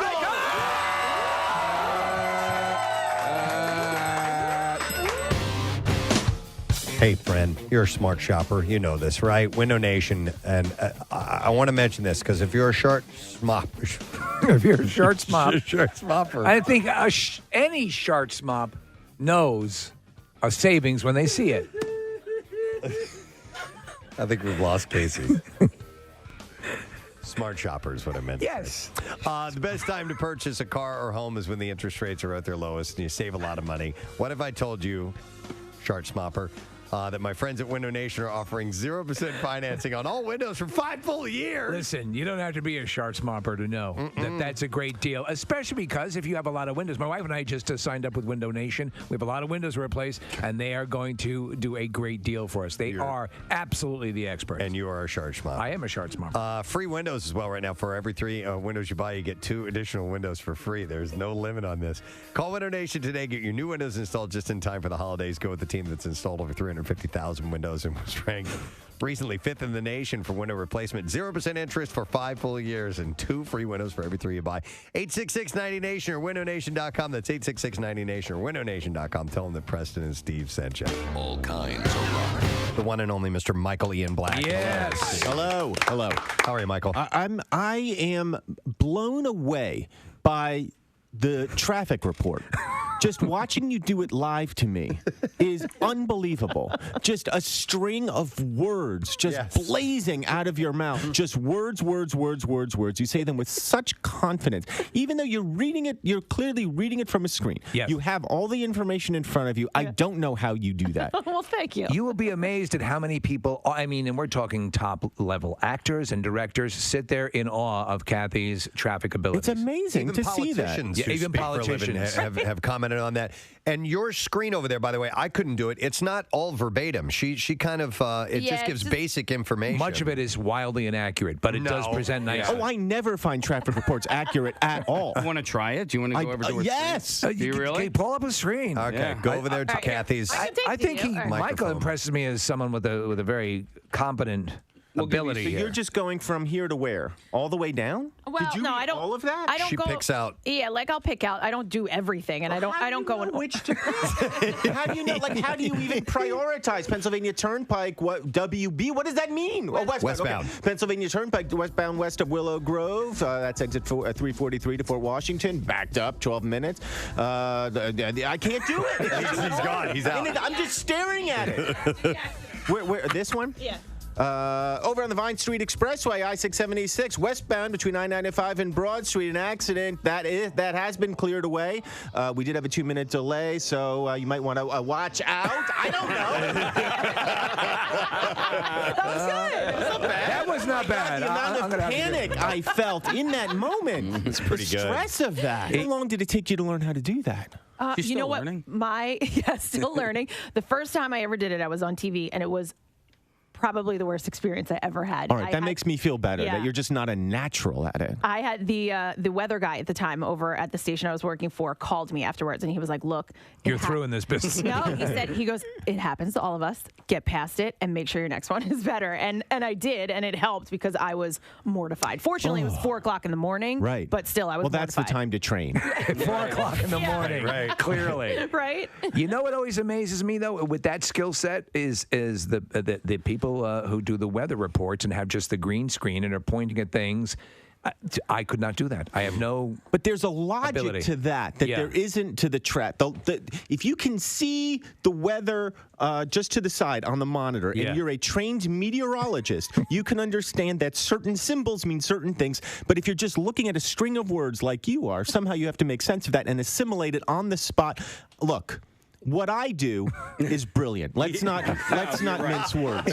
What I do is genius on a level that you can only imagine. But what you do is a skill that probably anybody can. You know what, Michael? You know what? The worst part. In a way, that was a very touching compliment. Was that a compliment? The worst part about traffic is when you're waiting to hear the traffic and you're waiting to hear the road that you have to either avoid or get on.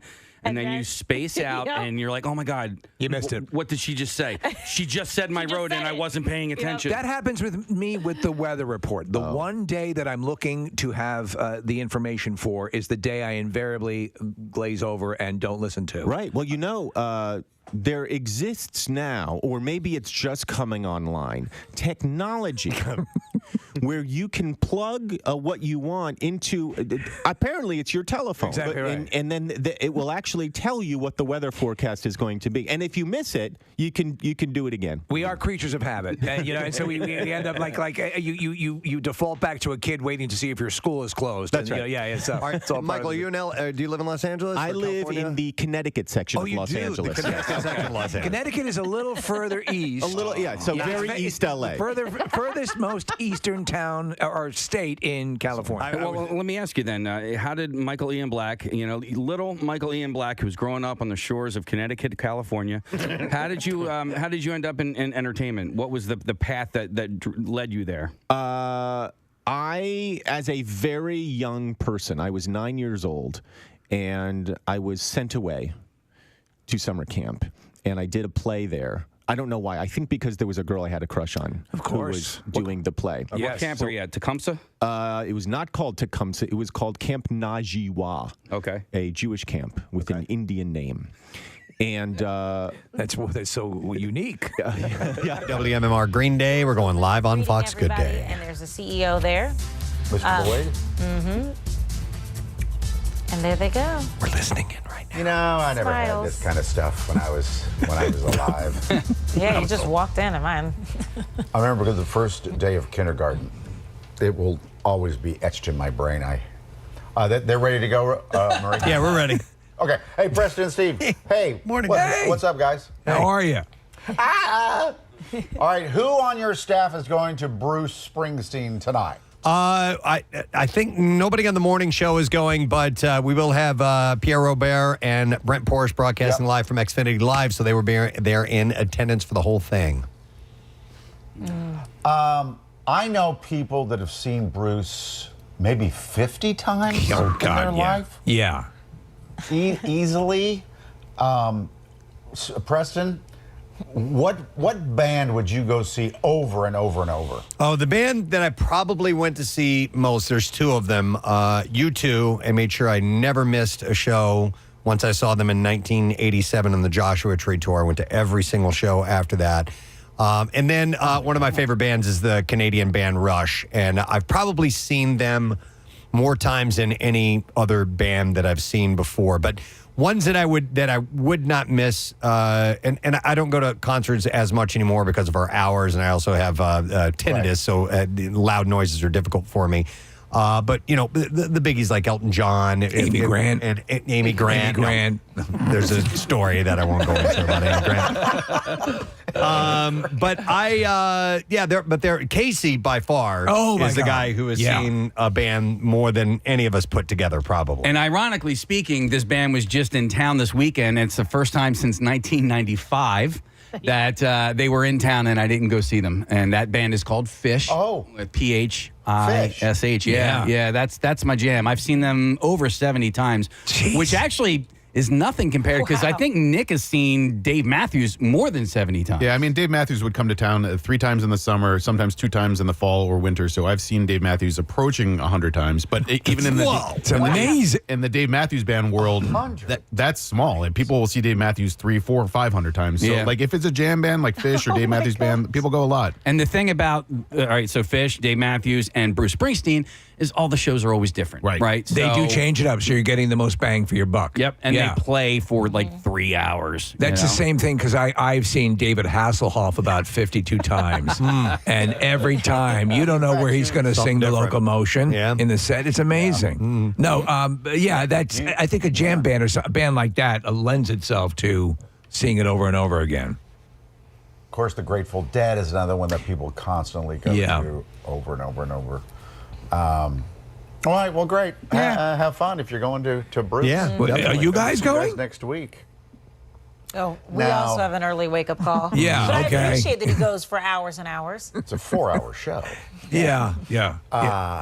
Thank you, fellas. Thank you, guys. We'll see you later. Yeah, there are the bands that have people that travel to a show. Those are the ones that rack up the gazillions of viewing. The one I've probably seen the most because it's the experience and it's Steely Dan. Yeah. I mean, because it's for me that's kind of one of those. Oh, it's a party. It's and you just know you're going to enjoy it. So what Fish gives you like comfort food. Yeah, that's what it is for me. Press, have you ever traveled to see a band? No. Where you specifically, not like, hey, you were away and so was in town. No, you specifically flew to a city to see a show. Not that I can remember. No, okay. I never. Falco? No, not Falco. But earlier on when I was really going to shows, like I didn't have the money to fly out and go somewhere and go see a show. Pretty much based on what day of the week they're playing. Yeah. There are very few people that I'd go see during the week. Yeah. This me job. too. Nowadays with these hours, it's just not possible. Yeah. All right. Well, Bruce is tonight, and we will have concert coverage with Pierre Robert and Brent Porsche broadcasting live at Xfinity Live or outside Xfinity Live. So make sure you stop by and see them far in the way. And we got to get a look at traffic. We skipped out on that at the top. So, Kath, what's going on so far this morning? We still have this big backup on the Blue Route northbound. It's from McDade Boulevard, exit 1, all the way through to Broomall, exit 9. It was a vehicle fire. The vehicle fire is now cleared, and you are moving, but very slowly. Southbound jams from Broomall to the Media Bypass. Schuylkill Expressway eastbound slows the Blue Road into City Avenue, and then it's also slow from Girard to or from Montgomery to Spring Garden. Westbound side, Vera Avenue to South Street, Montgomery to the Boulevard City out to Belmont. 95 southbound, that's heavy from Cottman to the Betsy Ross Bridge. 422 westbound at Collegeville. We've got the right lane closed. That's construction. And then on the Boulevard northbound, you're jammed from the Schuylkill to Ridge Avenue through the one-lane construction there as well. 495 northbound, heavy from DuPont Highway to Terminal Avenue. That's an accident. And then in New Jersey on the 42 freeway, northbound, you're slow from 41 to 295, 55 northbound, slowing Deptford to 42.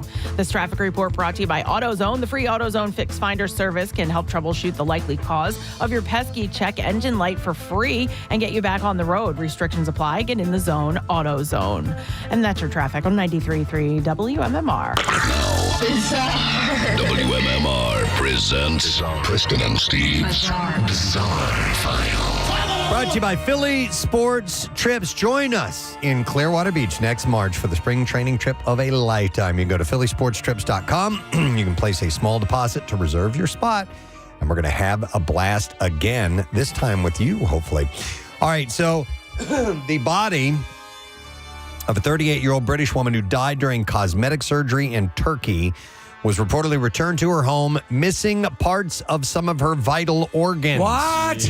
Cadell Brown. She had a head when we sent her out. Died on the operating table at the Clinic Expert in Istanbul on March 26. She paid to travel to Istanbul for a mommy MOT, which is an all-in-one operation that involves getting a Brazilian butt lift, a tummy tuck, and a boob job in one day. Oh, my God. Brown's sister, Leanne, traveled with her sister to support her through the surgery. She said she went in for surgery about 9:30 a.m., and that was the last time I saw her. They took me to a room. They had just started to say things like, there's complications with surgery. Things can happen. And I asked her, has my sister died? And they just said, yeah, I'm sorry, but yes. Leanne said she didn't have much time to process that news as clinic staffers handed her an envelope full of money and a one-way plane ticket back home. Leanne said that what compounded her grief and mistrust was the clinic's refusal to provide access to Cadell's body. When the body did finally return to the UK, a coroner discovered that it was missing large parts of her brain, lungs, and heart. That's ghoulish. So is it conceivable that they euthanized her to sell the parts? I don't know about that. The clinic rejected any allegations that it removed and kept organs before it turned Cadell's body over to a coroner's office. In Turkey, the clinic said no evidence of organ trauma was found. We have handed the body untouched to the coroner's office. It's highly possible parts were removed while trying to determine the cause of death. The office sent a death certificate to the family with citing no cause of death, but later insisted her death was due to surgery complications, not medical malpractice. A clinic spokesperson reported that out of the more than 23,000 aesthetic surgeries its surgeons have done for Turkish and international patients in the last 13 years, only 2 patients have died. You were talking about it the other day about how it is much less expensive, but there is a high level of proficiency at it because they're doing it so often. Well, yeah, for that was for hair replacement. Right. Yeah. So I'm not sure about these other surgery. Hair's an internal organ. More than 1 million people travel to Turkey for medical procedures every year. Listen to this. Disney has reversed course on a wrongful death lawsuit brought by the widower of a woman who died eating at a resort restaurant, saying that the matter can now proceed to court.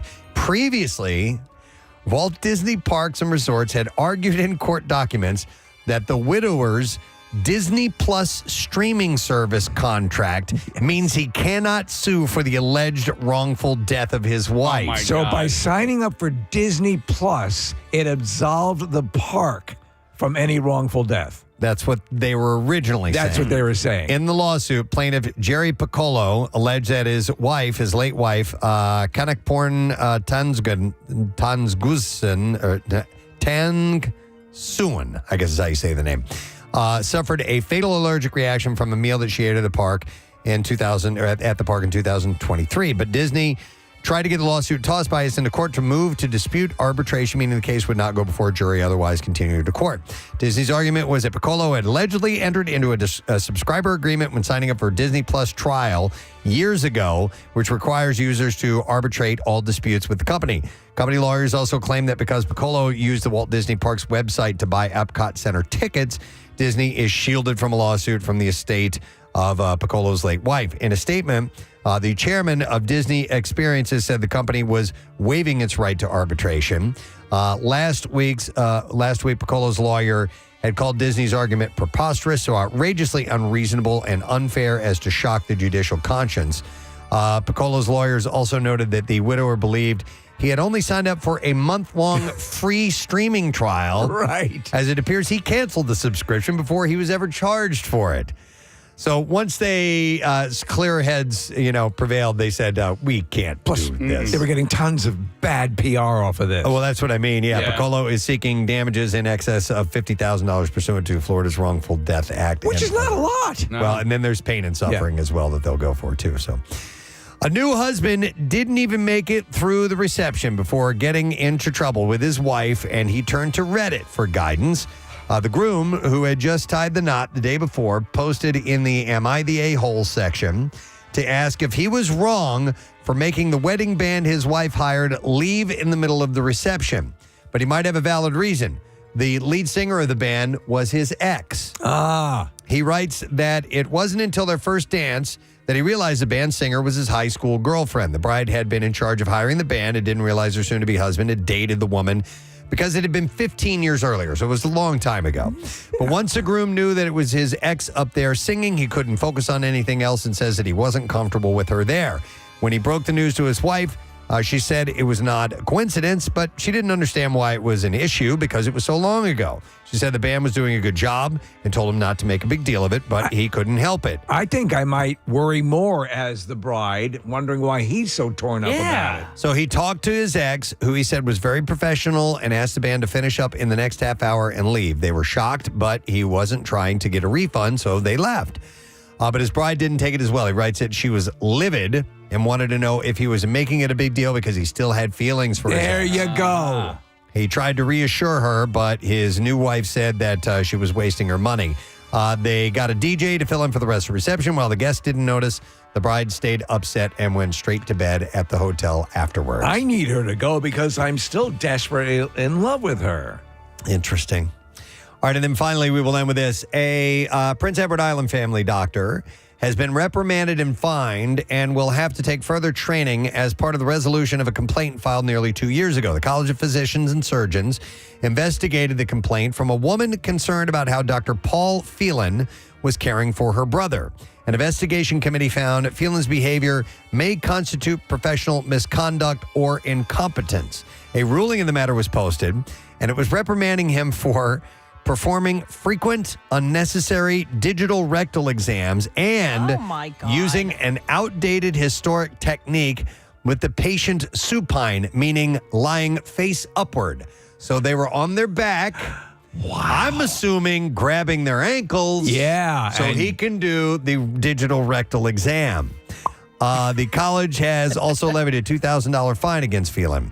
As well, how you feeling? He has to take ethics training on maintaining patient boundaries and a review course on the proper way to perform a digital rectal exam on a patient's prostate.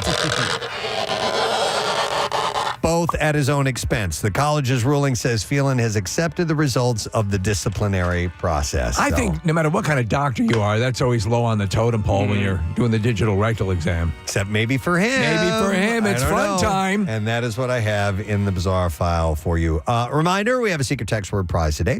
Chance for you to win a pair of tickets as we present Daughtry, Adrenaline Gone Ballistic Holiday Tour, and it's going to be Saturday, November 30th at the Franklin Mills Music Hall. So, text word secret to 39333. You just might win a little bit later on. Tickets are on sale now via AXS.com for that show. We have 2 pair to give away with that secret text word. Going to take a break. We'll come back a little later on. Chris Daughtry himself will be joining us in less than an hour. We'll be right back.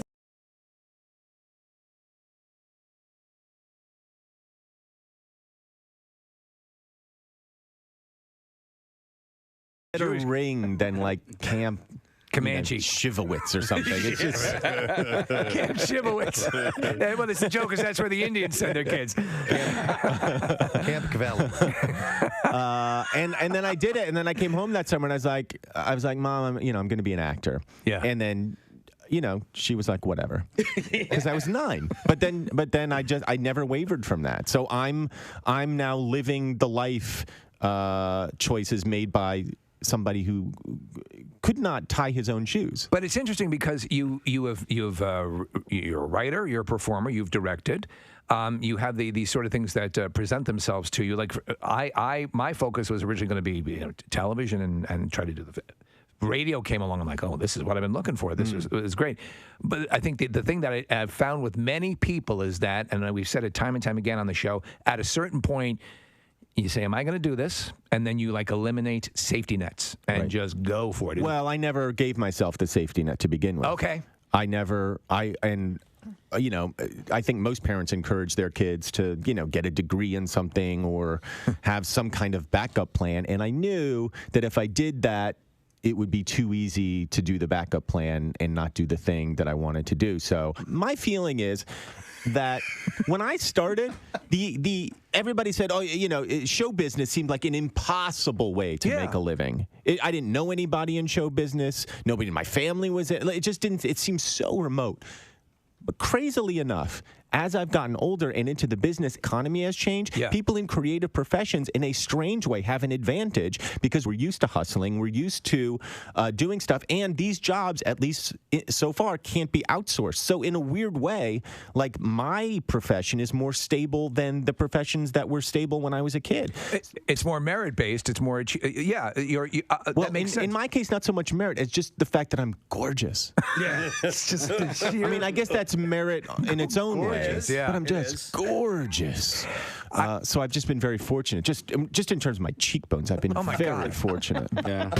Jackie Bam Bam, can you hear me? Yes. Okay, good. All right. Yeah, there's a little delay, but I'm here. Take a look at this guy. Can you see him? By the way, Friday the 13th. Hi, Michael. Whoa. It's Halloween, and it's Michael Myers. And then we have a chain-wielding maniac from the Bates Motel, and actually two of them. One of them has a scarecrow mask on. Another one has just a psychotic-looking face. So, Jackie, they look like they're ready to go, man. Can you smell the gasoline from here? I'm ready to play with some dangerous toys. I'm ready. He's so into this. Jackie? We're going into the house right now. Okay. Damn it. Now, we heard that our birthday boy might be awake, so we have to go with a different tactic. Okay. Oh, no. Okay. Okay, you guys ready, Jackie? Here we go. All right. On three. Go ahead. Everybody ready. 1, 2, 3.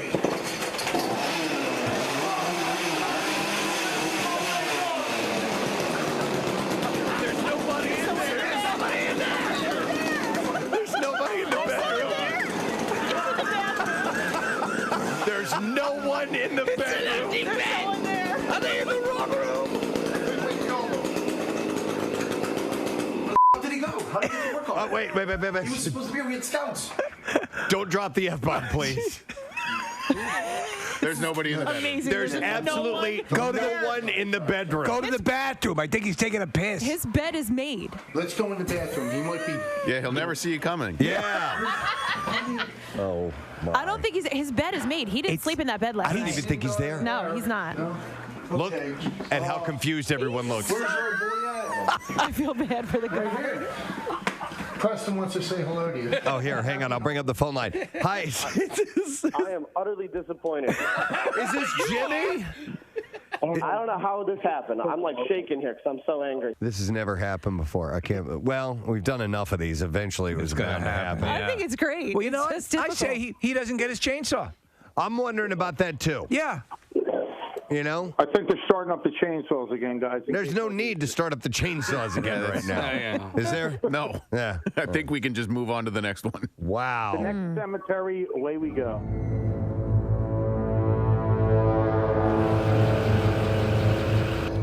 That's fake. He's fake? Yeah. You sure? Michael, be careful, Michael.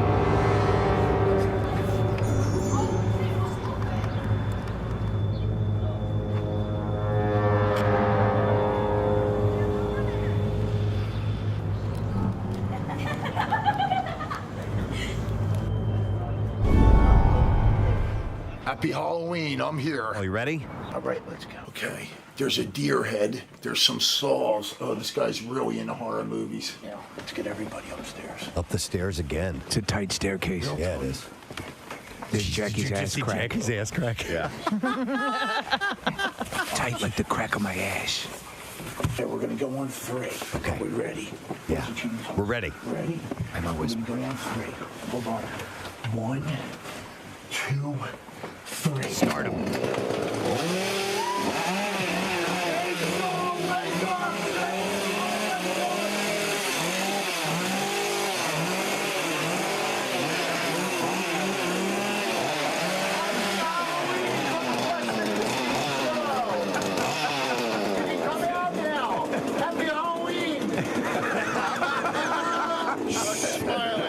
She completely covered herself up. Chainsaw wake up. I see that. Somebody got you.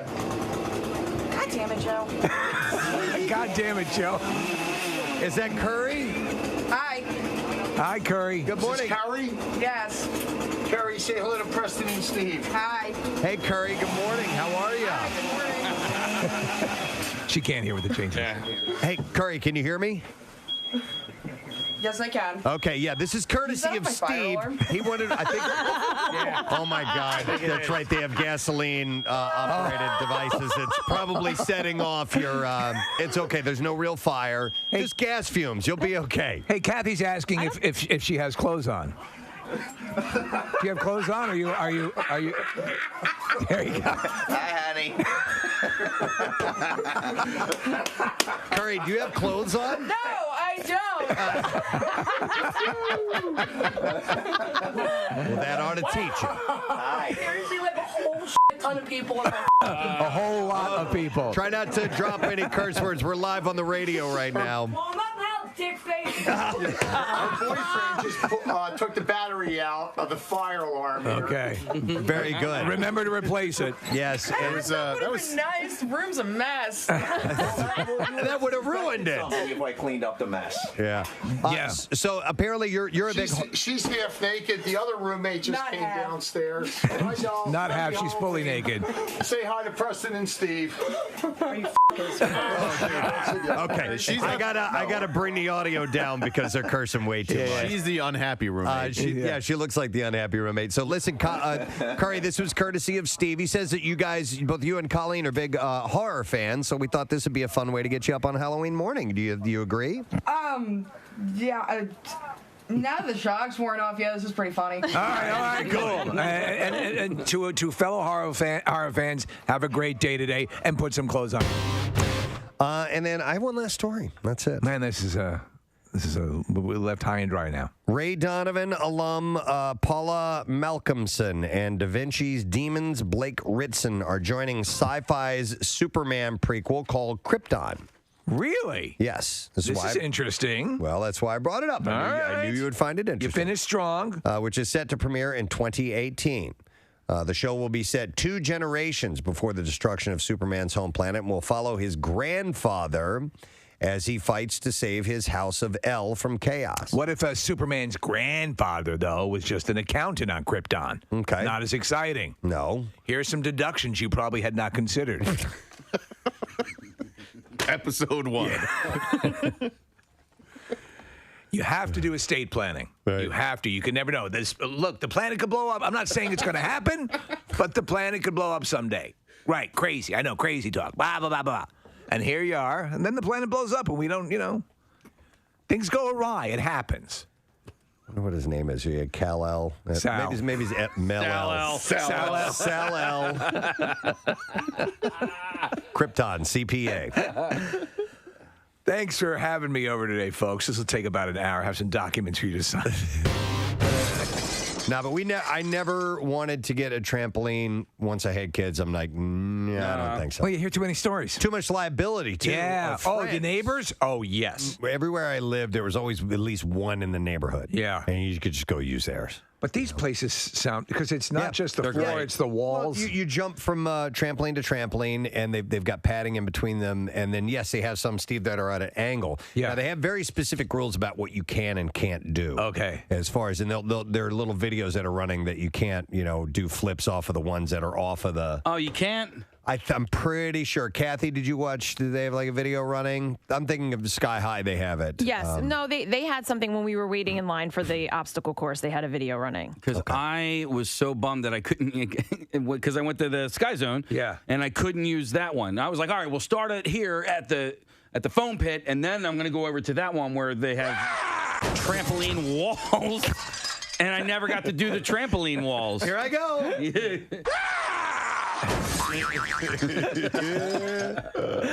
I need to go back there because when I what's that place called? Get High? Get Air. Ricochet. Get high. That's a different part. Get High are open Monday through Wednesday, noon to midnight. Get high. Because I went there to pick my son up from a birthday party, and I ended up jumping a little bit just, because it was the end of the night. Everybody was kind of getting their shoes on. So I had to. You went for a jump. I had to impress the kids. Gonna go for a quick jump. Look at this fat guy jump. Somebody's texting in next mixer, trampoline park. I think so. That would be cool. Party or something We can like all that. leave with sprained ankles and hurt backs. I said, and another potential to hurt ourselves. I want to have a roller skating party sometime. Yes. That's been has to happen. It has to. Can I wear a helmet though? Yeah. All right. You're not gonna make fun of me? Well, of course I am. I need like wrist guards. Casey, I've been when we do the river rink ice skating. Casey always wears a helmet to that, and I just find it funny because it's nothing but kids and one adult skating around with a helmet on. I want a roller skate. An inspiring story from Touchstone. Oh no, he wasn't like the other children. Oh dude, he was a full-grown man with his own children. The story of Helmet. with his own children. We're gonna call you Helmet. I'm got a helmet on because I like to roller skate. Daddy-daughter night. Wait a second, you have children? Dear God. Dear God. I just, you feel safer. I feel safer. I don't. I ride a helmet when I ride a bike. I wear a helmet. I ride a helmet when I wear a bike. It doesn't go very fast, but it's totally safe. Look at this idiot. The other way around. Put the helmet on and ride the bike. His birthday is today, and the one thing she asked for was, can I go to PJ Willahan's in Wynwood tonight for my birthday? Guess what? Her dream is coming true. Yeah, it is. Marissa will be there this evening, and if you want to stop by in Wynwood, what time is she? It doesn't say what time she's going to be there. I assume it's like 6, 5 to 7 p.m. I'm way off. And so we'll have a chance to get signed up for a trip to join us in spring training next year, which is it's a great deal because you get airfare, 4 nights hotel accommodations, the Wyndham Grand, Clearwater Beach. You get a boat party on a private yacht, tailgate party for the game, and an invite to one of our live broadcasts. And you can buy in one of those trips. You can kind of reserve one. You can put a deposit on one right now. Yeah, if you don't want to risk, possibly not going, you could do it and join us as well. PhillySportsTrips.com, and you can travel with the pros. But Marissa will be there tonight to get you signed up, and the contest ends on Sunday, September 8th, so it's coming up. So PJ Willahan's in Wynwood tonight, so 5 to 7. Join Marissa. There was something, we have a couple of minutes here, and then we got to break and come back and get with Daughtry, but there was a story that I saw, and it was surprising in the testing that happened. So people who drink coffee, multiple studies have been researched on the beverage, some beneficial, but there's always been argued in previous studies that left researchers conflicted that caffeine in coffee could increase heart disease. Right. The British Heart Association concluded in a new study that they suggested that drinking coffee actually is not associated with having stiffer arteries. And that includes people, and this is according to the study, that drink up to 25 cups of coffee a day. So I would just be dead at that point. Yes. Honestly, let me ask, and your favorite beverage ever? Yeah. Would you ever drink 25 cups of it a day? God, no. No. I mean, if I could drink 25 margaritas, margaritas I a day, you would. I mean, and what are we talking, what ounce size That's what I was wondering. serving Doesn't are we say. talking? Well, isn't a cup of coffee considered like 8 ounces? 8 ounces. 8 like A standard, when you hear a cup, 8 ounces, 8 fluid ounces is literally a cup. Yeah, a cup. And a cup, by the way. And I think most of us order more than that. You're going to at least be drinking 10 ounces, sometimes 12, 14, or if you're Pierre, 24 ounces. So technically, we're drinking more than a cup, even though you may Probably, have I think one. It'll be in one serving. Pierre's on the precipice, Kathy. I think because he definitely. Yeah, but that's not. It's a lot, but he's not excessive. Like, so I know someone who drinks coffee all day long. Mm-hmm. Now, I don't know how much, but like they're constantly going to the microwave to heat it back up. So I don't know how many refills it is actually, but it's from waking hours to going to bed. So this cup here is I assume this is probably like maybe like a it looks like a 10-ounce cup. 10 ounce, okay. Yeah. So I'll do like a third of a cup, and I'll maybe 2 or 3 times during the morning. And then that's our drink, and I don't fill it up. 1/3, you just fill it up? Yeah. That much down in the bottom? Right, down at the bottom. Is it a temperature thing for you? Exactly. Okay. Oh, that's why I had the water to mine. Cool it off. I took a little splash in there. Technically, that's an Americano, I guess, if you add water If to you it. add water. That's to espresso. Well, that's to but espresso. This is what I call a Dumacano. So I drink 3 cups pretty much a day, maybe 4 if you add in all the ounces that it totals out to. So are you saying though that you're drinking 8 ounces at a time, or are you? No. I'm saying I probably because I make in the Keurig, whatever the large is. I assume that's like 10 ounces or something. Like Are you that. adding in the Keurigs that you put no cup underneath for? No, those. Believe it or not, those don't count. No, those don't count. But I'm curious if anyone who drinks, listening right now, drinks an obscene amount of coffee, and try to clarify how much coffee you drink. 215-263-WMMR. Because real quick, Kathy, because Nick, when you were Pierre's producer, you brought him coffee. Right. And he would drink, doesn't he get like 3 of those 24-ounce coffees? 2, but sometimes Preston will have a third during the course of the day. But I would wager that during over the last 5 years or so, our old boss drank more coffee than does Pierre. Really? Bill drank coffee all day, every day. And if anytime you would see Bill walking around the hallways, he always had a cup of coffee in his hand. Yeah. It's true, yeah. I didn't even think about that. I think he spills part of it all the time. That's so how he keeps the amount down. He spills half into the console. Yeah. Seriously. Oh, dear. Oh, dear. Oh, dear. Yeah. So somebody had texted in and said, for whatever reason, a standard cup of coffee is actually 6 ounces. So Chris was on hold to mention that. But Well, so I have here, it says a standard cup of coffee is 8 ounces, although some coffee machines may have it as low as 4 ounces. Okay. Okay. All right. Okay. I know. All of a sudden I turn into Bill. But they're saying that this test, the study, reached over 8,000 people in the UK who drank anywhere from less than 1 cup of coffee up to 25 cups of coffee. See if coffee. Are you addicted at that point? Consumption was related to increased stiffening of arteries after undergoing MRI, heart scans, and infrared pulse wave tests. The research showed that no increased stiffening of arteries is associated with those who drank up to this high limit when compared with those who drank less than 1 cup a day. Now, that doesn't mean that drinking 25 cups of coffee is not bad for you. It just means it doesn't stiffen the arteries in your heart. There are many other reasons. So how you drink it? Why it would be bad. Are you drinking it black? Are you drinking it with cream and sugar? Right. Yeah. I like mine nice and sweet. Except for when I'm here, I drink just black coffee. I've trained myself to drink black coffee, and I can tell you, when I used to think I would never love the taste of it, I was right. Yeah, me either. I've been drinking it for 20 years now. I don't like black coffee. Yeah. I like the little bit of a skim, a little bit of a sugar.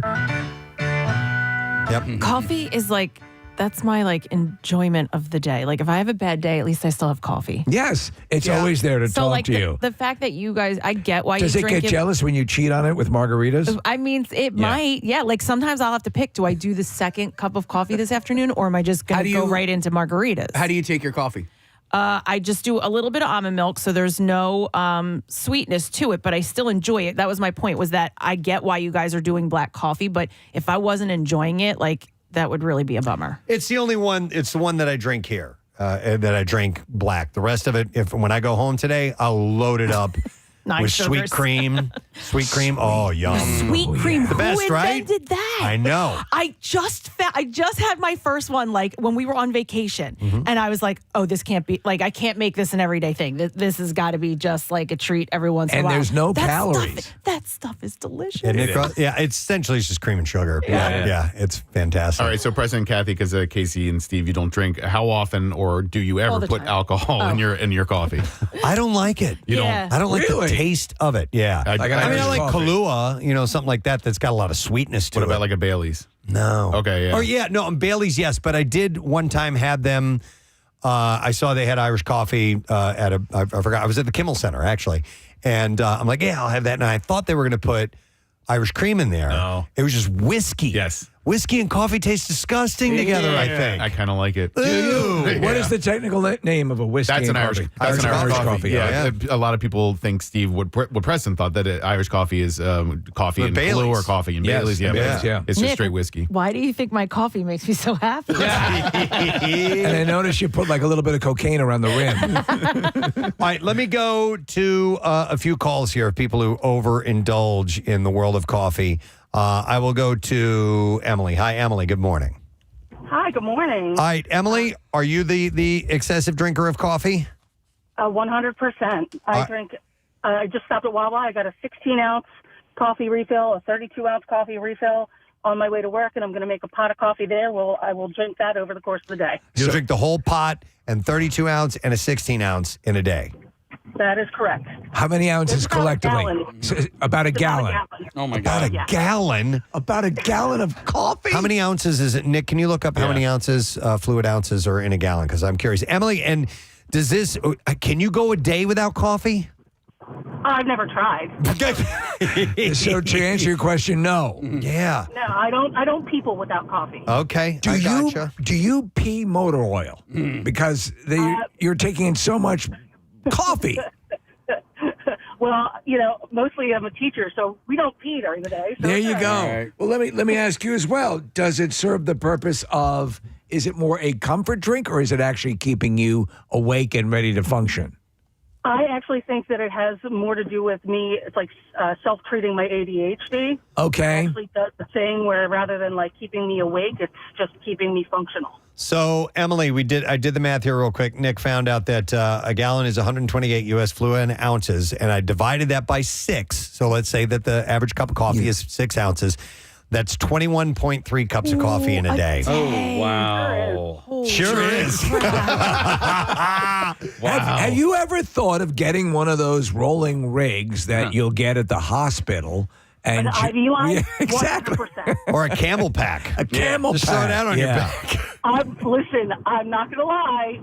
That I have done, but not like it was just for carrying it. It wasn't Okay. for, Okay. Wait, but wear it on my back and drink it over the course of the day. I put it in a cup. Emily, how do you feel? Like, how does this make you feel? Like I said, it makes me feel normal. Like this is my normal. It's fighting. She says her ADD. Is that what you said, Emily? Yeah, ADHD. Yeah. Okay. ADHD. So it helps sort of neutralize everything and it allows you to function. Wow. Yeah. Could you snap an engine block in half with your hands? Sometimes if I'm angry enough. If you're angry enough. All right. Thanks, Emily. Appreciate it. Sometimes, like a second cup in the afternoon for me actually has like the reverse effect, and it makes me tired. Like with caffeine and everything. Yeah. I oddly enough, I can take a nap not long after drinking some coffee. Coffee doesn't affect me late in the evening. The latest I'll go is maybe 4 o'clock. And a buddy of mine, if he drinks after noon, he's up through the night. Yeah, I could drink a 16-ounce coffee right before bed, and it would do nothing. No, see, I can't do that. And maybe it's like mental. I just think like you can't have caffeine. But my cutoff is usually about 2:30. Yeah, that's where I'd prefer. And that's where I have an afternoon cup of coffee is around then. So I'll take a nap. And then, like 30-minute snoozer, and then I'll get up and I'll drink coffee. Yeah. And it does have that waking up effect to me, but it doesn't have the keeping me awake effect. Are you using milk in it when it makes you more relaxed or tired? No, I just use a little bit of almond milk. That's what I use in my coffee. Because I would always wonder if the adding the milk to the coffee, the heated milk, has that calming effect, and that might be part of it. But I never, outside of here, it's always I have, milk and sugar. I'm going to go to Tom. Hey, Tom, good morning. Good morning, Gadzooks. Gadzooks, bud. All right, did you pound a lot of coffee, or do you? I still do, yes, but especially when we were on deployment, we'd be up anywhere from 18 to 36 hours straight. So working those kinds of hours on the ship all day, coffee was a regular thing because it was always available. That's completely understandable. Yeah, you're doing that kind of job and you're on a ship. Yeah. How much would you sock away? I brought one of the 32-ounce Wawa mugs with me on deployment just to have a little bit of home.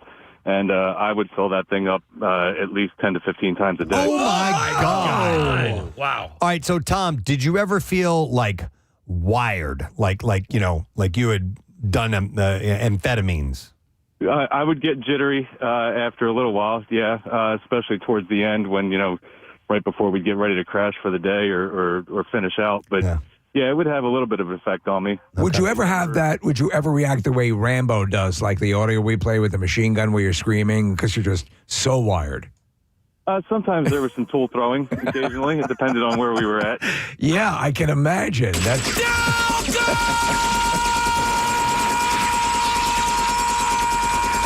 wired. Man. All right. Thank you, Tom. Yeah. That's obscene. I get it, though.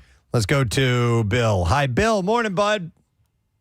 Hey, how you doing? Good, man. All right, so we're talking about people who can actually drink 25 cups of coffee a day. How do you fare in that number? I average about 60 right now, down from 105. Cups? 60 cups? 60 cups. I carry two 40-ounce thermoses and a 16-ounce cup for a 12-hour shift of work. What do you do? I drive for JB Hunt on a Target account. Okay. I don't know how you're not, like, how are these people not dead? Yeah. All right, Bill, so you're down from 105 down to, you said 60 cups a day? I mean, congratulations. That's good. Mm-hmm. You're on the way. I don't think it'll ever cut out completely. It's the only thing I drink. You don't sound wired, though. He doesn't sound wired. Maybe, Steve. I drink 250 cups of coffee. Well, this is, imagine what he's like not on coffee. Oh, This my is 60 God. cup, Bill. 60 cups. So how the earlier caller, Amy, I also have ADHD, and it helps me focus. That's interesting. So yeah, my son has ADHD, and believe it or not, one of the things that was recommended was coffee. Yeah. Blows my mind. Drinking coffee. Bill, dude, you have to pee constantly all day long. 5 times a day. 5 times a day? That's it? That seems low. Yeah, dude. If you ever eat a bran muffin, you're going to detonate. Actually, I like bran muffins. Okay. All right. Wow. Bill, you should at least be drinking water with it, though, too. If I drink water, 1 cup goes in, 2 cups come out. Wow. So do you have any plans to cut back any more, or are you at a good level? I think I'm at a tolerable level. I might do 1 pot less. Okay. Well, I tell you what, man. If it's helping you manage your ADHD, I get it. It just that's a lot of coffee. Yeah. I guess Pierre about a coffee off. All right. Thank you, Bill. We appreciate it. I think you would beat Pierre. I'm bouncing off the wall. He sounded as, laid back as you could possibly get. I injected between my toes. I will go to Anthony next. Anthony, good morning. Good morning. How are you? Good, buddy. What's up? Not much. I do about 6 24 ounces a day. 6 24 ounces. All right. And I guess what? I got ADHD too. So that seems to be the heavy drinkers all have it. And when it does help you focus. I mean, I can make up in the middle of the night, have a cup of coffee, and go right to sleep. All right, so I did the math. What really affects me, it gets me that coffee feeling is like the first one in the morning. The first one. I did the math, and Anthony's drinking about 24 cups of coffee a day.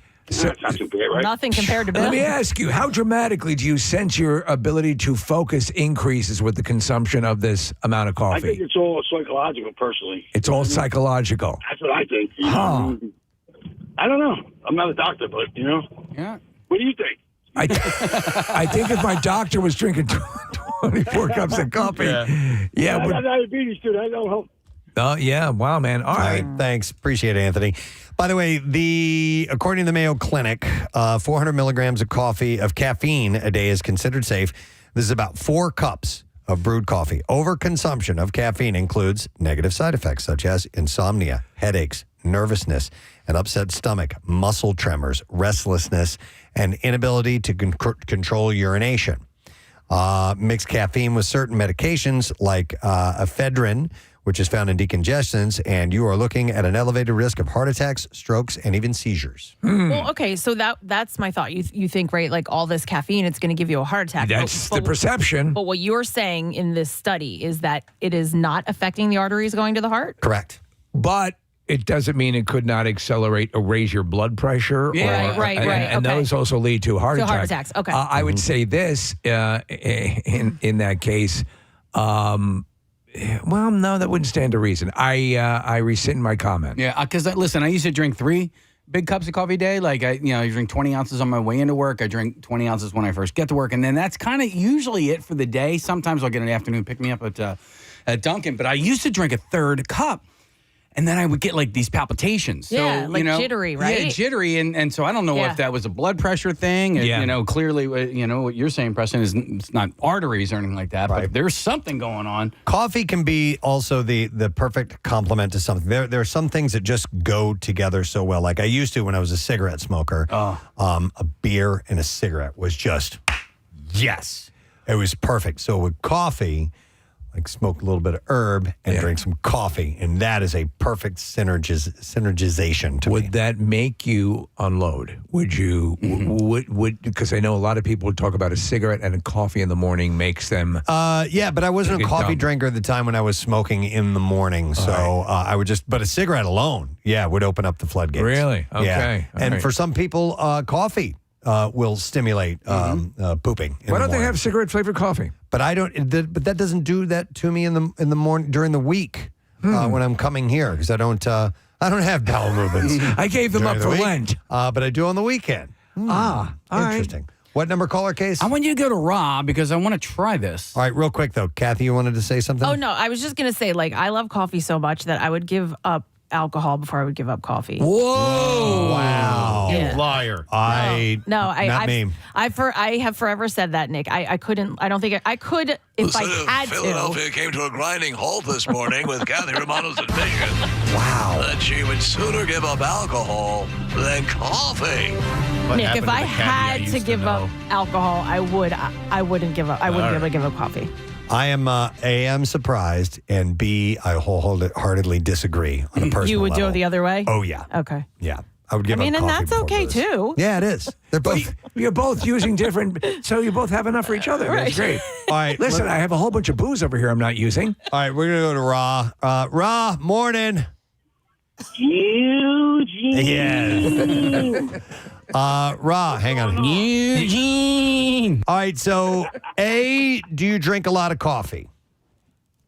I don't necessarily drink a lot of coffee. I drink a lot of caffeine. Okay. Apparently, because I add Coca-Cola, cherry Coke, to my coffee.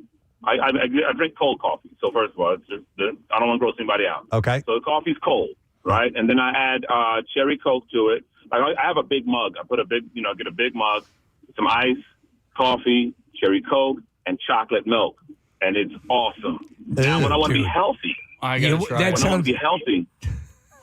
That doesn't sound healthy at all. Chocolate milk, cherry Coke. No, let him finish.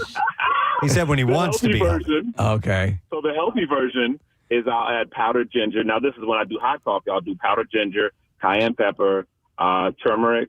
I have to add a little black pepper to activate the turmeric, and also some cinnamon.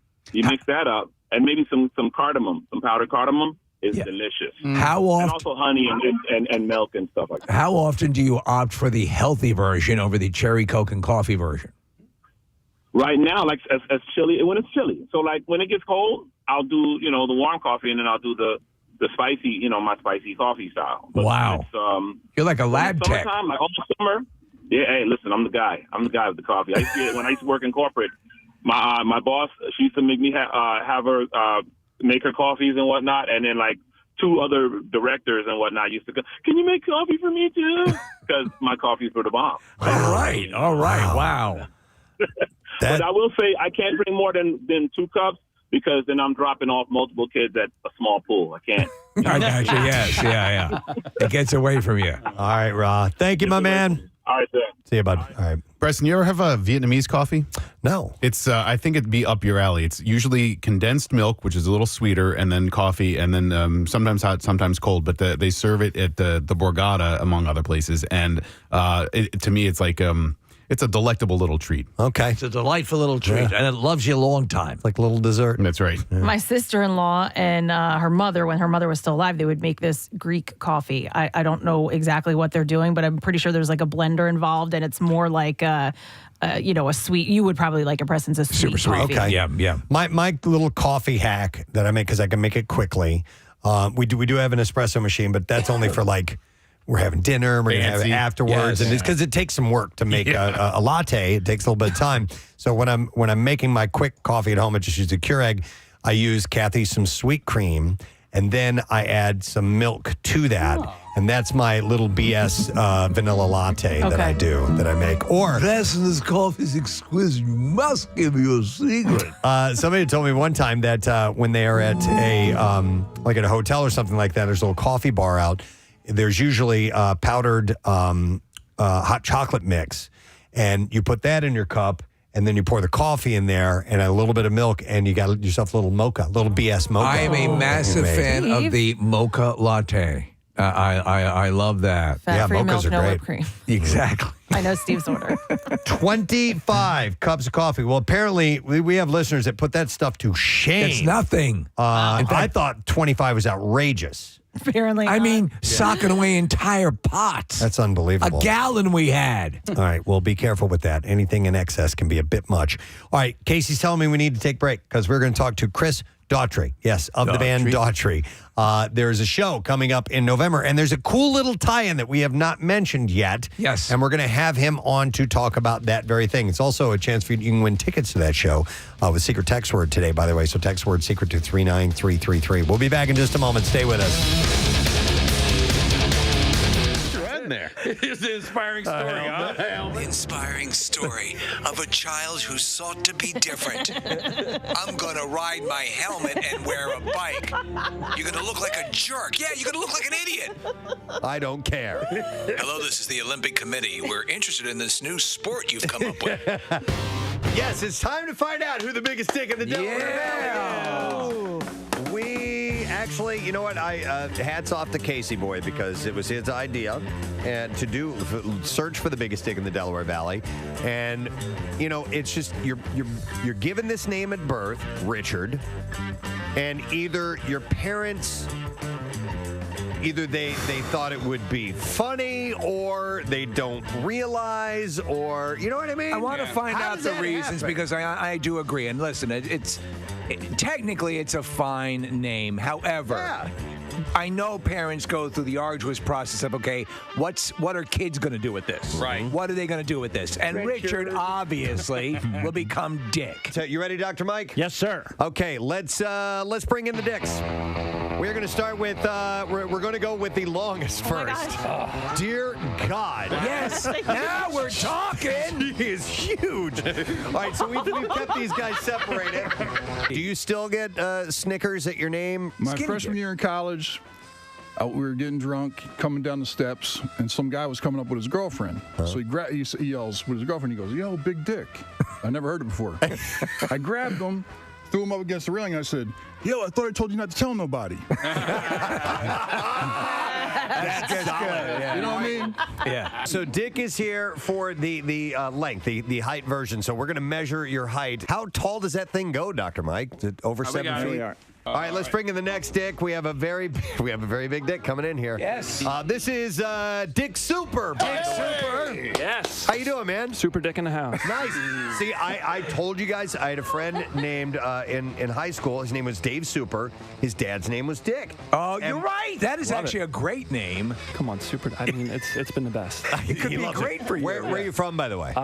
South Jersey. So let's measure you, and let's see how you stack up against the other Dick. You're going to get some extra because of that hair of yours. Yeah. He's a hairy Dick. Well, the level will come down right on the... These sticks are so long, I have to get on a stool. I noticed. It's unbelievable. I'll tell you what, this might be the best looking dick we have in the studio all day. It's a good looking Dick? Yeah. Marissa, bring in the next Dick, please. This is Dick Steinbeiser. Dick Steinbeiser. And it's another biggie, man. Where are you from, sir? Harleysville. You haven't seen this guy around town? I haven't seen that Dick anywhere. Not anywhere in Harleysville. And there's a lot of Dicks in Harleysville. There are. Let's get the official number. We're gonna measure you, but we will not reveal. We're not going to reveal what that is until we get all 5 of you measured. So right now we're going for the length. This Dick has a shaved head, basically. So bald Dick. Yeah. Yeah.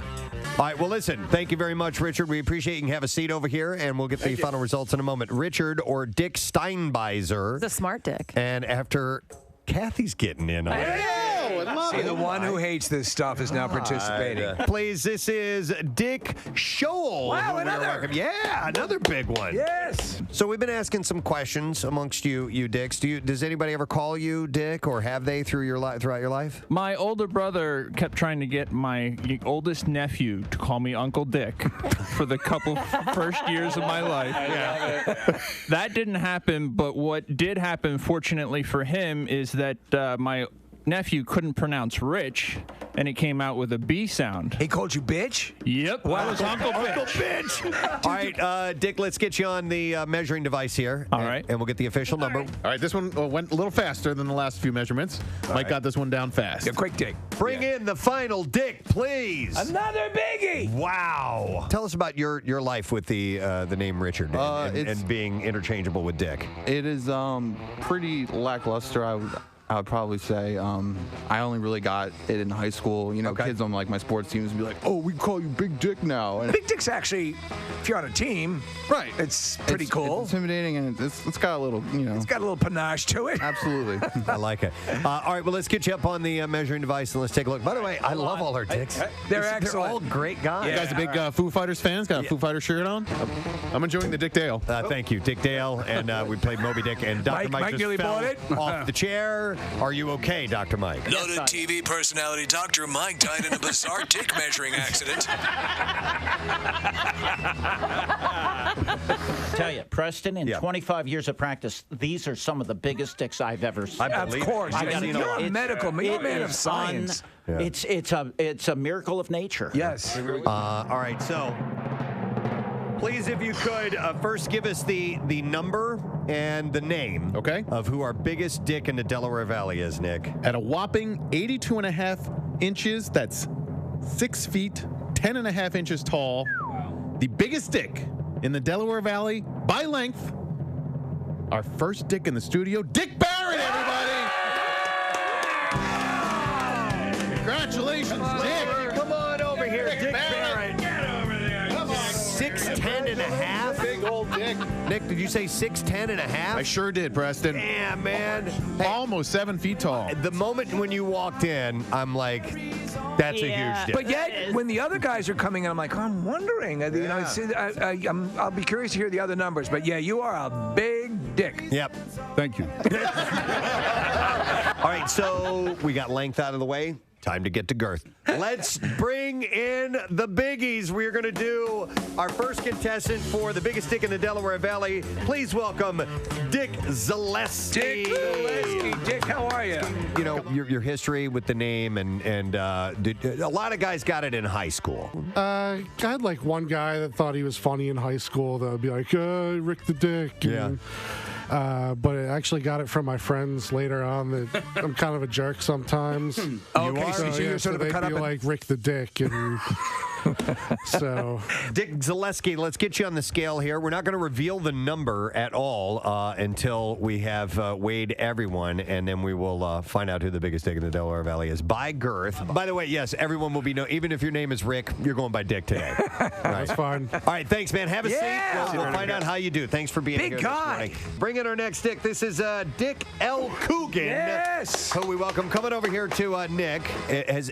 Has Dick been a joke from time to time for you, or do people actually call you that? No, I basically come from a long line of Dicks. Oh, you do? Yes, yeah. Okay.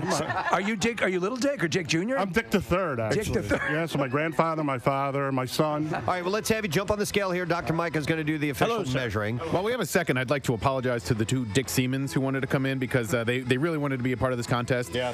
But we had enough Dicks, and these guys just didn't qualify to be the biggest Dicks in the Delaware Valley. But thank you guys for submitting. We had to cut.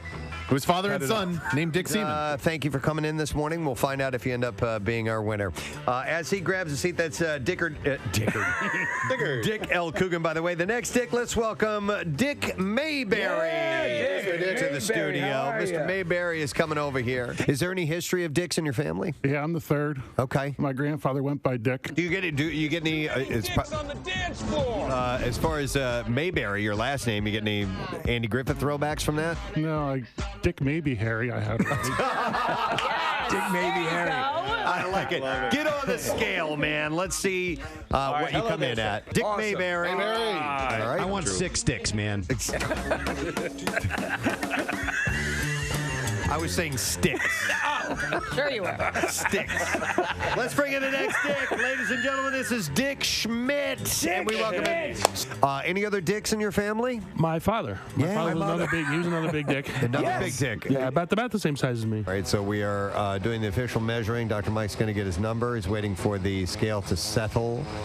And when he settles on a number, he's got it. You can step back off of there, Dick. And let me see. Who else we have? Take a look at my face, Dick. Well, let's bring in Dick Belcastro, our last Dick that we have. Come right over here to Nick, if you would, please. Anybody in your family call you Dick? Not generally, no. My granddad went by Dick. Okay. Dad was Richard. I'm Richard. My brother's Peter. Peter. There's clearly something going on. Let's get you on the scale. Let's weigh you, turn around. Dr. Micah's going to get a number. Here we are. Step up. All right, so how we doing? Nick? We've crunched the numbers over here in the entertainment division. And you can announce our winner, Nick. Give us the number and then our winner, if you would, please, for the biggest girth amongst our dicks. Biggest dick in the Delaware Valley girth division goes to Dick number 2, Richard Zaleski. Oh, you're kidding me! The biggest dick. 397.6 pounds. 397. Nearly 400 pounds a dick. Actually, he was Dick number 1 I have here on our list, which means both of our first Dicks are our winners. Richard Zaleski, right? Yes, I'm sorry. He was number 2 on my list, number 1 in the contest. And You're right, number Preston. 1 in your hearts, ladies and gentlemen. Dick Zaleski! Yeah! Police said 2 drivers on 95 were involved in a road rage incident that ended in gunfire Monday evening. It happened just before 5 o'clock while the 2 cars were exiting the highway on Route 413 in Bristol Township. The victim's car had 2 bullet holes from a .45 caliber semi-automatic handgun. Police said a man pulled up to the victim's car, told him to lower the window, and when he did, the man pointed a gun into the car. Let's go. I bet the shooter was from Delco, though. I mean, we'll see when they get up. We'll find out. One shot pierced the right rear quarter panel of the 2011 silver Hyundai Accent. A second bullet was lodged in the top of the passenger side door, where police said the metal and rubber trim stopped the round from hitting the person in the passenger So seat. it wasn't shooting at the car, shooting at the person in the car. Police said the driver was aggressive in the moments prior to the shooting. He kept flashing his high beams, and he followed the victim off of the highway, pacing the car, and then stopped at the traffic light with the victim. Roll down your window. I want to shoot you. Yeah. Hey, I have a completely unrelated question, Steve, because just now when you said roll down your window, I want to shoot you, you gestured like this. Right, yeah. You took his index finger and did a circling motion. Still do, You think young people know what that means? Probably not. Let me go to Marissa. Hi. right, it's so Does funny. that mean roll your window down to them? I don't know, but last year, do you guys remember when we talked to Kate Beckinsale? This is like a total stretch. We talked to Kate Beckinsale, and it was the day that Joel Embiid had tweeted at her, like the day before. Yeah. Or Instagrammed at her.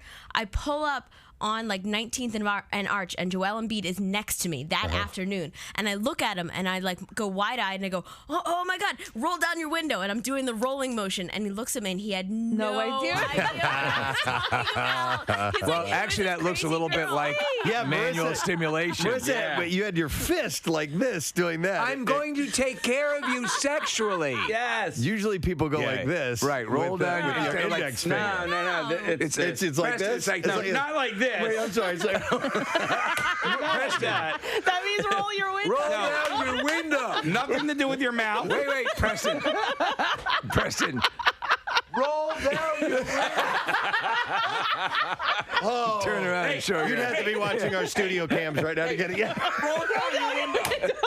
You guys are so inappropriate right now. Casey's grabbing his ankles. He has his legs up in the air. Roll down your window.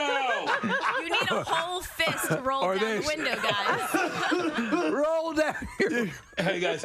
Hang on a second. Let me get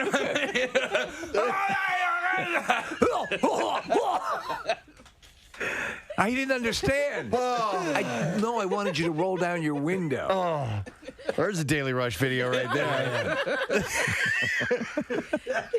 where's the dildo? You can smack that on your face. Roll down the window. Sorry, Marissa.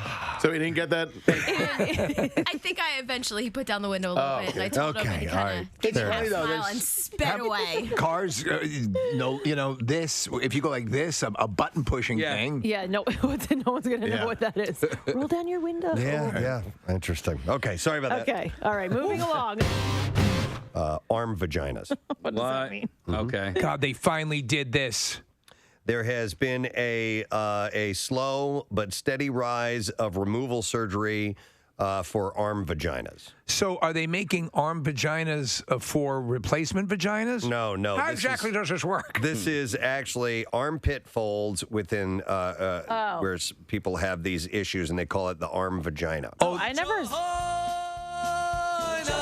Yep. I didn't know that's what it was called. Yeah. So explain a little bit of the laws here. Like arm fat. It's like armpit fat that hangs over when you wear like a tube top. Oh, that looks like a camel toe. Looks like a camel toe, right? Just extra like fat and skin. It's not. There are some though that happen to fall into a very vagina-esque looking flap, and those are the ones you got to correct early. You got to get rid of that. You got to get rid of those early. Other ones just look like, hey, they're a little roll of fat and a little, popping fresh, but you never would do that to an arm vagina. The vagina flap. The surgeries performed vary. It sounds like a bad 50s dance. Everybody's doing the vagina flap now. Come on, baby, do the vagina flap now. Swing your big arms like you have two vaginas. Come on, baby, do the vagina flap now. A little bit of lotion and he'll come. Thank you very much, Kath. Our next guest, he ready on the line? Oh, all right. Well, then we would like to welcome him. We just played the song Pieces. Great song. And he and the whole band are going to be performing at Franklin Music Hall coming up on November 30th. By the way, the EP from Daughtry, Shock to the System Part 1, out in a little over a month from now on September 27th. So we are happy to welcome once again our good friend, Mr. Chris Daughtry, to the program. Hey, man, how you doing? Good morning. How are you? Good. Nice to see you. First and foremost, look at that full-size Deadpool statue you have behind you there. Looks full-size anyway. That was a gift from Mr. Chad Kruger. Oh, no way. From we were on tour together in Europe, and I think it was the last show of the tour. Yeah, it was the last show of the tour. We're playing in Germany, and I'm playing acoustic, and I hear the crowd just start bust out laughing. And I'm like, what the hell is happening? And they're wheeling this thing out with like unicorn balloons, and yes, that was his thank you for doing the tour. Oh my God. That's damn good. And then you have a Batman and then cow. he had to ship it to Nashville. Yeah, so you have to pick that up. Yeah, you're paying for shipping, right? Yeah. By the way, before we get into the details about music and all that stuff, I assume you have seen Deadpool and Wolverine, right? Yeah, I've seen it twice. What'd you think? I loved it. I mean, for me as a comic book fan, all it had to be was just Wolverine and the yellow costume and the mask, and that was enough for me. Yeah. But then he threw in all those insane cameos. But then it's also a great movie on top of that. So. Nice. Do you have any actor friends, people that are in that realm that you kind of hang out with at all? I mean, hang out is a loose term. Okay. Paul Rudd, not to drop names, but we're buddies, and he's Ant-Man, so there's so I am friends with one of the Avengers. Yes. No, it's very cool. It's wild how us civilians think. We kind of get the impression that all celebrities know each other and they buddy around, and it's simply not true at all. I have had interactions with Hugh Jackman, so I guess talk about throw him in the talk about a sweetheart of a guy, right? The sweetest. Yeah, we've had the pleasure of being able to talk to him a couple times and just could not be more cordial. And you love that when that happens. Yeah, he's like the Dave Grohl of acting. Well, dude, let me tell you something. At this point in time, especially you maintain a high level of physical excellence. I know you have the ability to act and perform. Do you have any designs on a particular Marvel character or DC character you think you'd like to take a crack at? No, but put me in one of these movies. Like, seriously. Yes. I don't have any character in mind, but I'll be anybody. Like, just do it. Just make it happen. Yeah. Even if you're only on for 30 seconds and 30 seconds, I get my head chopped off or whatever. Like, Here's what you need to do. You need to be in the Gambit movie with Channing Tatum. Yeah. And we need to get that made. Yeah. I mean, the reality is, though, I'm down. When you do these music videos and stuff, I mean, you are acting. I mean, you do have acting under your belt, right? Don't you consider that? It's not by accident. I'm doing these videos intentionally as a calling card to these movie producers saying, "Hey, y'all, check this out." Dude, let me tell you this, and I'm honest. I mentioned it the first time we met you at the Camp Out for Hunger. I was like, "Oh, that's Daughtry," and there was the American Idol thing attached. I saw you do this Tyler Perry thing, this performance. I'm like, this guy is killing it. Yeah. And I remember from that point forward going, this guy's, you can forgive, wrong perception sometimes. I guess your career, anyone who's in the public eye is used to it. But that reset me. And then I realized, no, you're a real deal, rocker and all that stuff. So, having all that stuff in your wheelhouse, you as an artist, is it ever frustrating that people, don't see that aspect of you or? Yeah, I mean, sometimes, I think all things happen when they're supposed to. So I don't, and it's not lost on me that I'm so inundated with the music right now that it's like, even if something came across the desk, I'd be like, let me look at the schedule. Oh, I'll be able to do this in 2 years. You know what I mean? Yeah. So it's one of those things where it's like, man, I feel like if I was really going to dive into that world, I would have to dive into that world and take a break elsewhere. So it's kind of a double-edged sword in a way. But I mean, I'm very much interested in both worlds. So it would be awesome if something came along that worked out and I would still be able to, do this, be proactive in the music and the touring and everything. So, well, judging by something that I recently saw, I'm wondering if perhaps you would like to replace Steve Harvey on Family Feud, because I saw I just happened to be sitting there with my wife like, oh my God, you were on, and it was great. You were, with Papa Roach. And yeah, that was a lot of fun. And you're playing for charity, which is really cool. Let me ask you, when you're in the moment, we sitting there on the couch, we all think, we'd have them. Why isn't he saying this? Why isn't he saying toilet brush or whatever? And there's a level of stress, is there not? Yeah, for sure. I really feel like we were all on our A game that day. I felt sharp and focused, and it just ultimately, I mean, we was 189 to 0, and they got one answer correct that happened to be triple the money, and it screwed us right there. So it was one of those things where we thought we had it, and it was like the rug got pulled right out from under us. But I think we all played well, and we had a great time. And the great thing is we were both playing for the same charity. So, yeah, no. But yeah, it was a great time, and I'd do it all over again. There's a bizarre dynamic to that game, and you sometimes you say, okay, you understand the method to the madness. I'm like, yeah. So one side goes through the whole process, and they're pulling out things, and they're doing that, and then it can be stolen in one shot. Yeah. However, you're down to the most obscure references at that point. So you know what I'm saying? So while it can seem unfair, but it does sort of make sense. I still think horse was a better option for animal faster than an Olympic runner. over ostrich. Yes, yeah, I know. Ostriches are pretty fast. They are pretty fast. Right. They are, but I feel like it's a saying, fast as a racehorse or something. I don't know. Not faster than a Maybe ostrich. that's I got to piss like a racehorse. I don't know. Maybe. Chris, Steve had mentioned, the charity angle, and you did as well for Family Feud. Yes. But this show coming up, the Adrenaline Gone Ballistic Holiday Tour, the gig is at Franklin Music Hall, November 30th. You and also Sleep Theory are playing there. Sleep Theory is playing our MM Barbecue coming up in a few weeks. But there is a charity angle that we have not yet revealed about this particular show. Do you know the details on this? Yeah, and it's the first show of the tour, so we're kicking it off with you guys.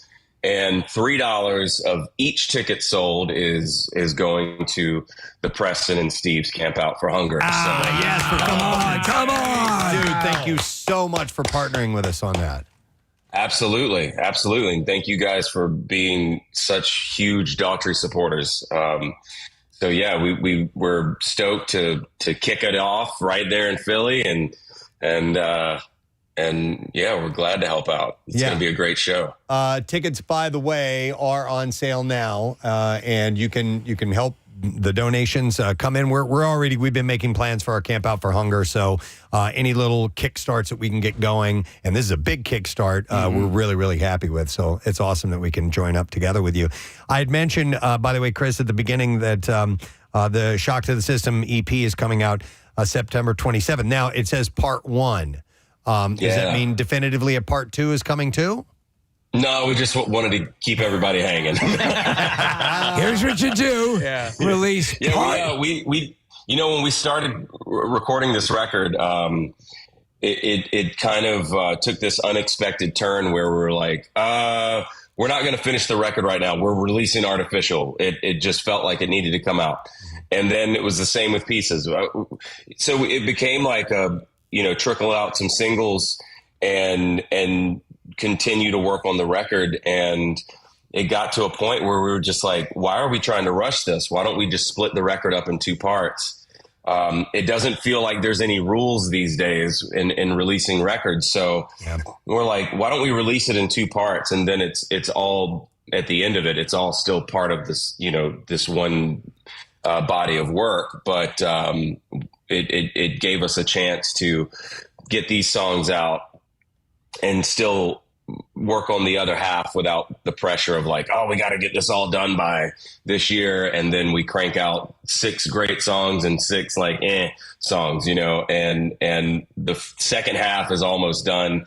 And I mean, I love the first half. I thought it was a high bar, and I'm even more excited about the second half. So nice. Yeah, we played before the interview. We played Pieces, great song. But you do have this thing with the hashtag Pieces Challenge. Can you talk about that? Yeah, we just wanted to kind of get our fans involved, and there wasn't anything other than my manager was like, hey, what if we went into a rage room and just started breaking stuff? You know what I mean? And it felt like therapy, kind of get out your frustration or whatever you're holding on to, kind of like let it out. And it was kind of symbolic in a way of, living with the broken pieces, and we got a few guys together in Nashville. Johnny from Nothing More came out, and Jerry from Papa Roach, and a couple guys from Highly Suspect and Hollywood Undead. And it was a lot of fun. And we just went in there and just started bashing stuff, That's cool. Yeah. And we got our fans involved, and they would go break stuff and film it. And I don't know, it was just kind of a fun way to tie something into the lyric and get our fan base involved. Yeah. That's so funny that you mentioned Highly Suspect. They came out and did a show for us at the Camp Out for Hunger years ago, and they have a song called Lydia. And I'm telling you, there is a lyric in Lydia where he just shouts, I can't effing breathe. That makes me want to break stuff. That is such a great moment in music. He's great, man. I've never met. Is it Johnny? Is that his name? I don't know. I don't know band members' names. but the drummer lives here in Nashville. So Ryan. So I think they're a great band. So it was a lot of fun having those guys out. I wanted to ask you, Preston was bringing up the fact yesterday, Coldplay coming up on like $1 billion potentially on this multi-year tour. We were talking about how the model for music releasing and touring and support has changed, and now it seems to be really all about the touring because, as you say, the music gets released in a much more incremental fashion. Compare how it was when you first started doing this to how it is now, and the goods and bad sides of both. There was a back to the Deadpool and Wolverine. There's a line in that movie where Ryan Reynolds or Deadpool says to Hugh Jackman, "They're going to have you doing this till you're 90." Yeah. And that's kind of how it looks with touring. It's become our only sustainable source of income. So it's pretty much you look at the Mick Jaggers of the world and you go, I hope I can hang on that long because I may not have a choice. Well, you'd be stopping it's the down. thing that you can't replace live music. Yeah. So, streaming is one thing, and I'm no different than anybody else. It's how I consume my music. And it's simple, it's easy, it's right there. Why would you go out and, buy a bunch of physical things that you have to find room for when you can just have it right there on your phone? So I get it. Be nice if the model was a little more friendly to artists. But yeah, touring is definitely, that's pretty much our guaranteed way of making a living and selling merch, and we're super grateful for anyone who buys tickets and buys our shirts. It's not lost on us that it's you're spending your hard-earned money, and we're super grateful because that's how we have to survive out there. Chris, you've mentioned being rooted in Nashville a few times. I wanted to ask about that. Nashville's been a music hub for ages, and of course it's got its roots in country music, but that's changed over the years, and it's just a music hub, period. What are the benefits of being in that town as a professional musician? And I mean one that's already got a career. I know that there are people that are trying to launch careers there as well, but as already having a career, is it partially access to the studios quickly and other musicians, or what's the reason behind that? Yeah, I think for me, I feel so out of the loop when it comes to the music scene, which is weird, but I'm very much a homebody. I'm at home with my kids and my wife, and if I'm working, it's I go to the studio and then I'm home for dinner. So in that aspect, it's super beneficial because my producer lives here. The studio is 10, 15 minutes down the street, and I get to make a record and still essentially be home. Yeah. So in that regards, it's super beneficial. But as far as like the networking and the music scene, like I feel like I have no idea what's happening. Okay, all right. Because I know that as like an emerging artist as well, it can be important because you're feeding off of the excitement and the vibe of other musicians around. Of course, you're socializing. But I will add to that. There are times when like they'll have like grunge night at like the Basement East. It's like a small bar, and you never know who's going to be there. So I'll be there. Lizzie Hale will show up. There's always these artists that come out and do like guest appearances, and that's always fun. And I can imagine as a local or someone who's visiting to show up at a bar, and then you see like one of your favorite singers, just show up and get on stage in front of 50, 60 people. That's got to be pretty cool. Yeah, that's a big thrill. That's what everybody wants, really. If they're in town, they're hoping that they're going to have that sighting. Have you been to John Bon Jovi's club? I know that's one of the more newer, high profile. I have not yet. Okay, I have not yet, but I've heard a lot of things about it. What about the Garth Brooks play. That's a big setup down there, isn't it? He has a club in Nashville. He's got one. Kid Rock's got one.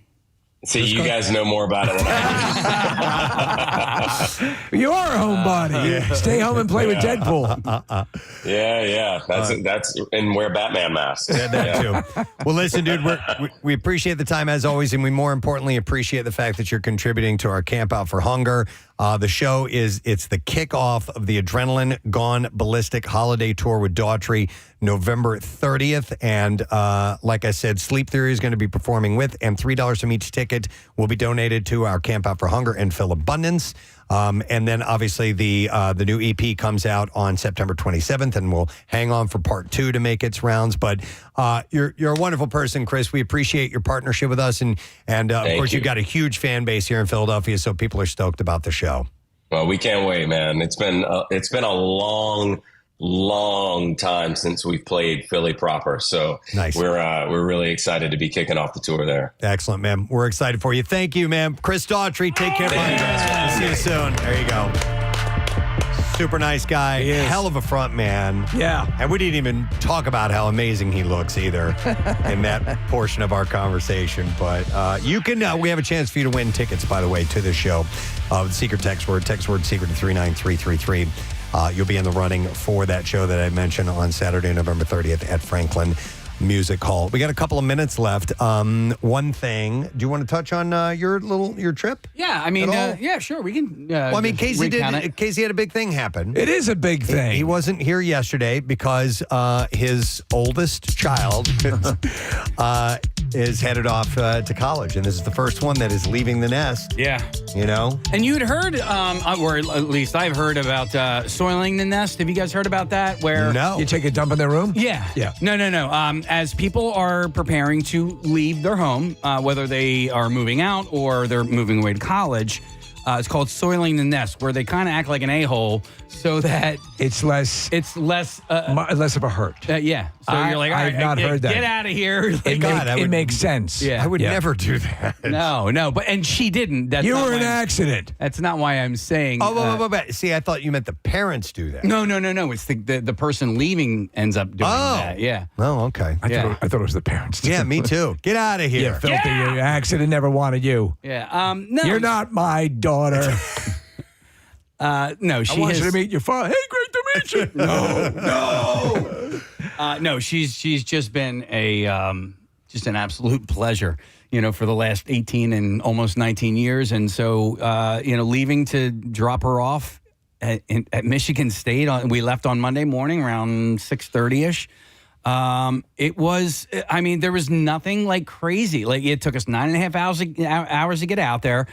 I had no idea that Michigan is only separated by one state from Pennsylvania. I didn't know that. But so we just drove all the way through Pennsylvania, all the way through Ohio, and then you're in Michigan. I was like, wow, that's you pretty planned quick. it out though. You took a lot of pre-planning, and it seemed to be wise. Okay, I didn't plan anything. My wife, on the other hand, did all the planning. So everything, and there was a lot of logistics to move a child into college, especially 9.5 hours away. How much stuff in the vehicle?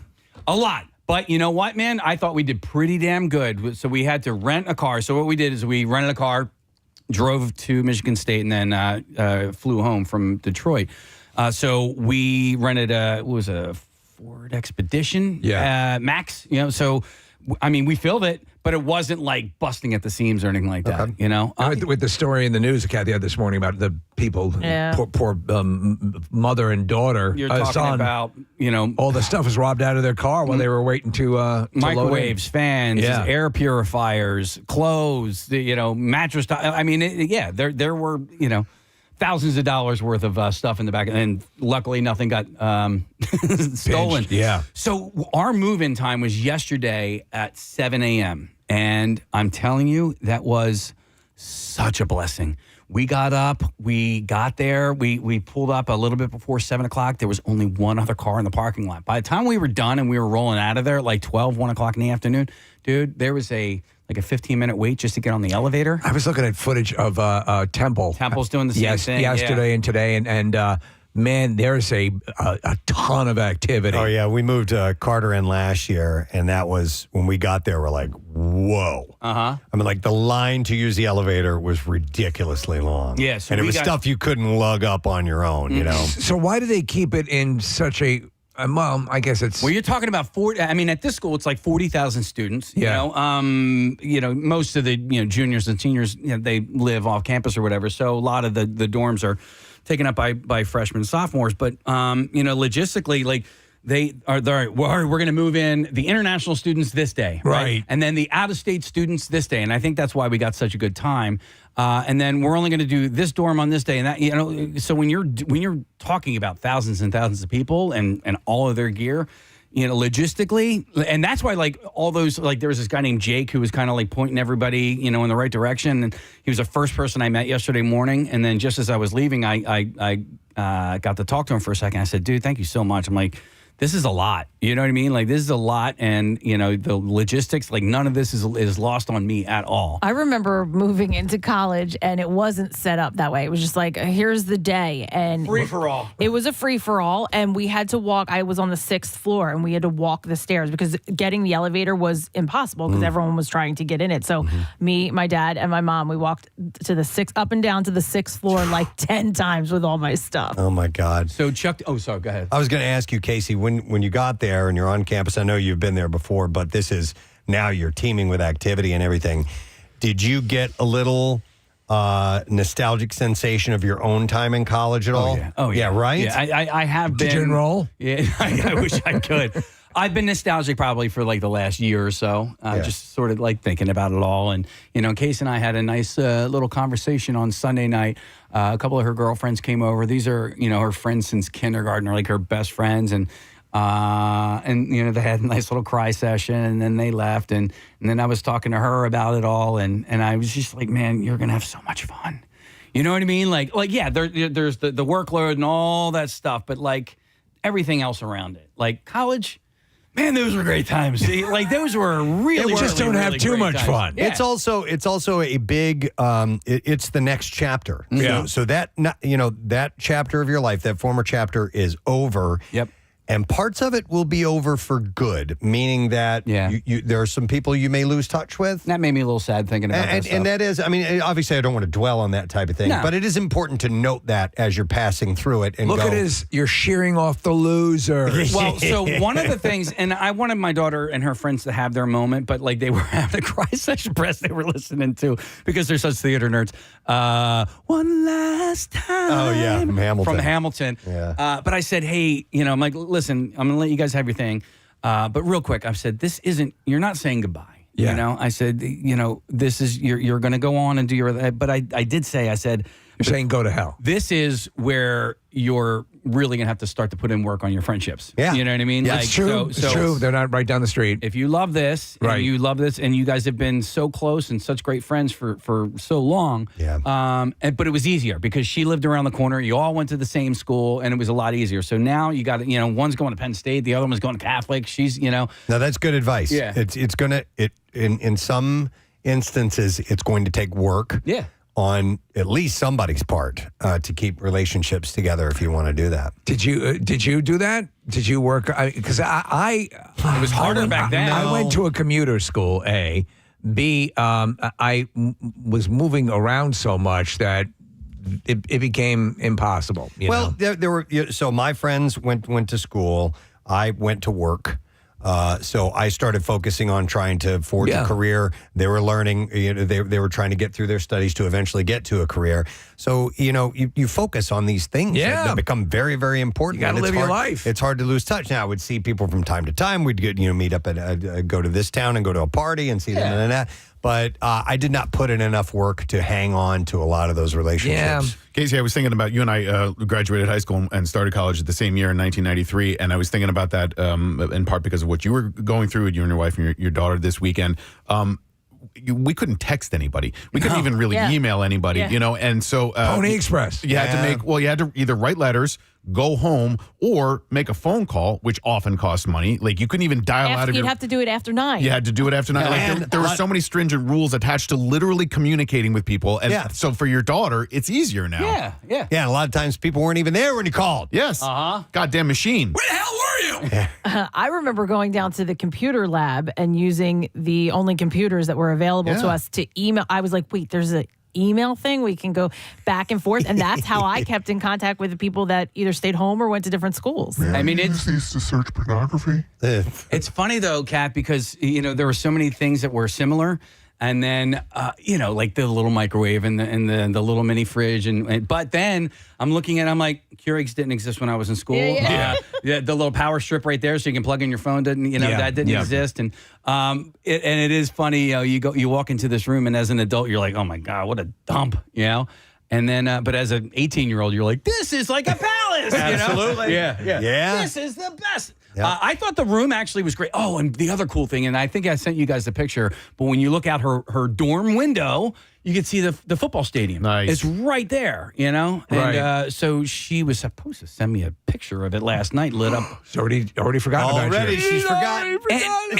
And you are? Who is this? I'm sorry. And to whom am I speaking? How many roommates? She has one roommate, and the other weird thing here is, so they have a Jack and Jill bathroom, right? So she has one roommate, and then on the other side of the bathroom, there's 2 other girls, and they share that bathroom. But what's weird is, so you can lock the bathroom door from the inside, Right. but then you also have a chain on the outside so that when the other roommates are using the bathroom, they can't walk into your room. Right. Somebody could be an a-hole and lock you in the bathroom. Yeah, it's true. Absolutely could lock you in the bathroom. I will make sure she does that first. I would do that. I would do that Set the absolutely tone. on day one. Yeah. And the other funny thing is in college, like, guys playing pranks on each other all the time. I don't think women do that. Are these co-ed dorms? Yes. Okay. As a matter of fact, they are. But I don't know if they're co-ed by floor. Did you lay down a lot of the guys you were saying? I did not. Yeah. I did not. But you touched one hair on his head. I was walking down the hallway, and I passed these people, and I'm like, oh, they seem like they're my brother's age. I'm the same age. You know what I mean? I'm like, I'm looking at all these like grown adults. Are you I'm the like, cool? look at all these old people. Are you the cool dad? Man, I was trying to be on my He's like. the cool dad. I was trying to be on my best behavior. We were talking about this yesterday. Sometimes I get made fun of for being You myself. fellas getting jiggy with it? Yeah. I'm not that bad. I'm not that bad, but I am. I'm pretty outgoing with strangers. Yes, and, you are. And even younger adults and kids. Did you get engage. told to behave?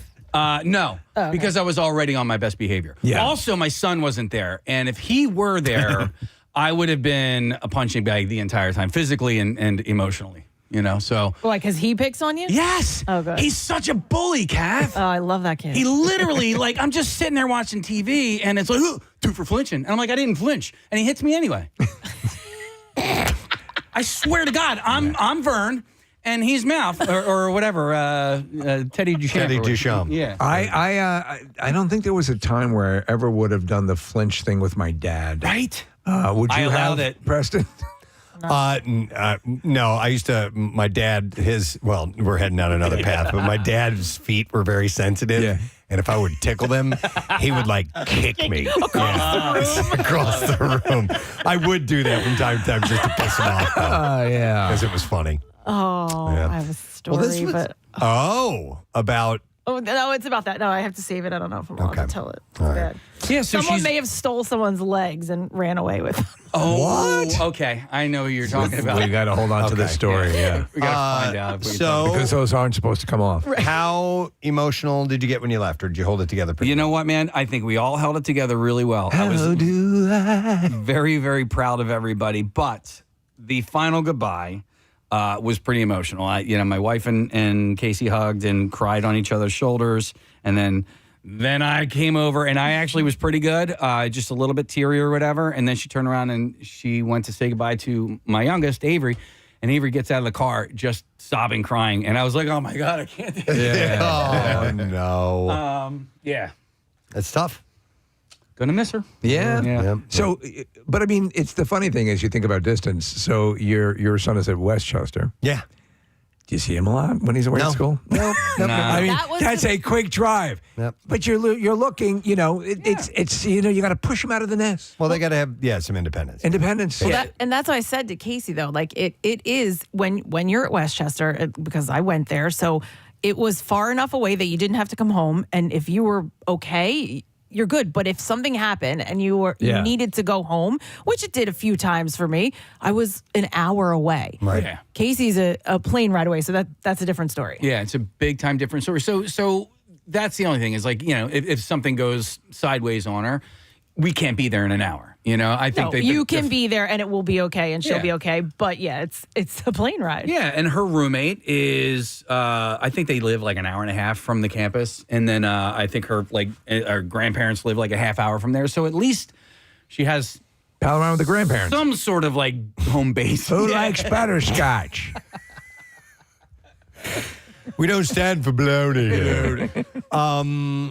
Hang on. He doesn't stand for baloney.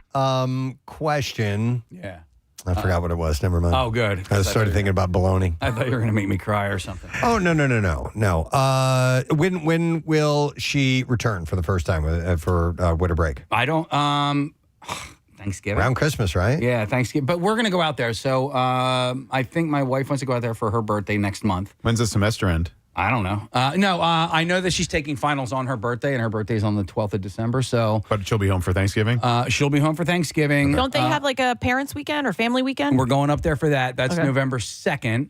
So we'll go up there for a football game. But I think they're playing against Ohio State. Oh, that'll be fun. And that is my wife's birthday weekend. So I think we might go up there then. Dude, you can fly there, like Frontier, Spirit, like $22. That's nothing. That's nothing. Now, you're sitting on a folding chair, but whatever. It's only like an hour, Hey, how many people fit in that stadium? Do you have any idea? Because the big house for Michigan is over 100,000. It's crazy, right? Because I don't know if it's bench seating. Is that the same thing at Beaver Stadium? They'll fit like 100,000 people in there, but that's 100,000 Beavers. People are crammed in there. You know what, Nick? I don't know. 100,000. Blows your mind. Yeah, but that's not even uncommon. Yeah. Like for college games, college football games, State College for Penn State, the Big House, Ohio State, all of those, the Horseshoe and Ohio State, they like routinely average 80 or 90,000. And what's the largest? What is the largest capacity? I think it's the Rose Bowl. Wow, it's the Rose an Bowl is the insane largest? amount. Wow. I mean that's the kind of crowd you'd get like at the Who's Luau. Yeah, which is tomorrow night, by the way, at Valley Beach. At Valley Forge Casino Resort, and it's free. So it's Michigan Stadium, the Big House, which is 107,000. Beaver Stadium for Penn State, right? Yeah.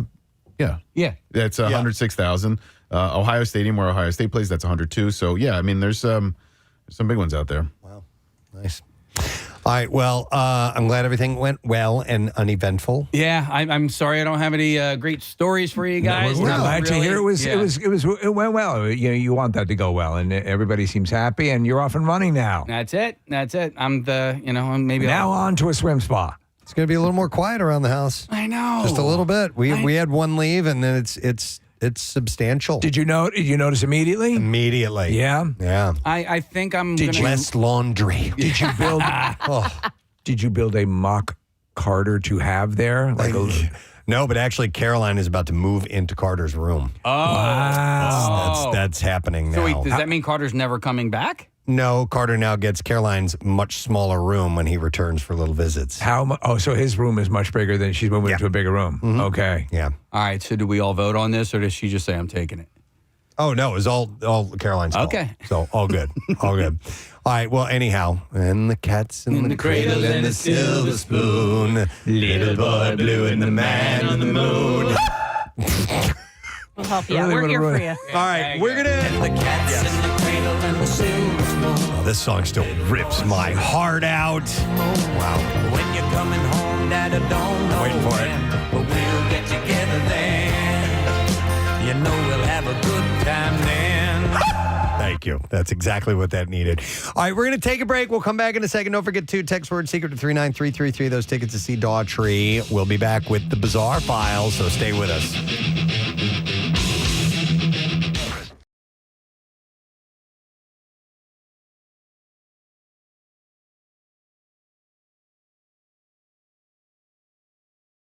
We're done singing? No, if you want to sing.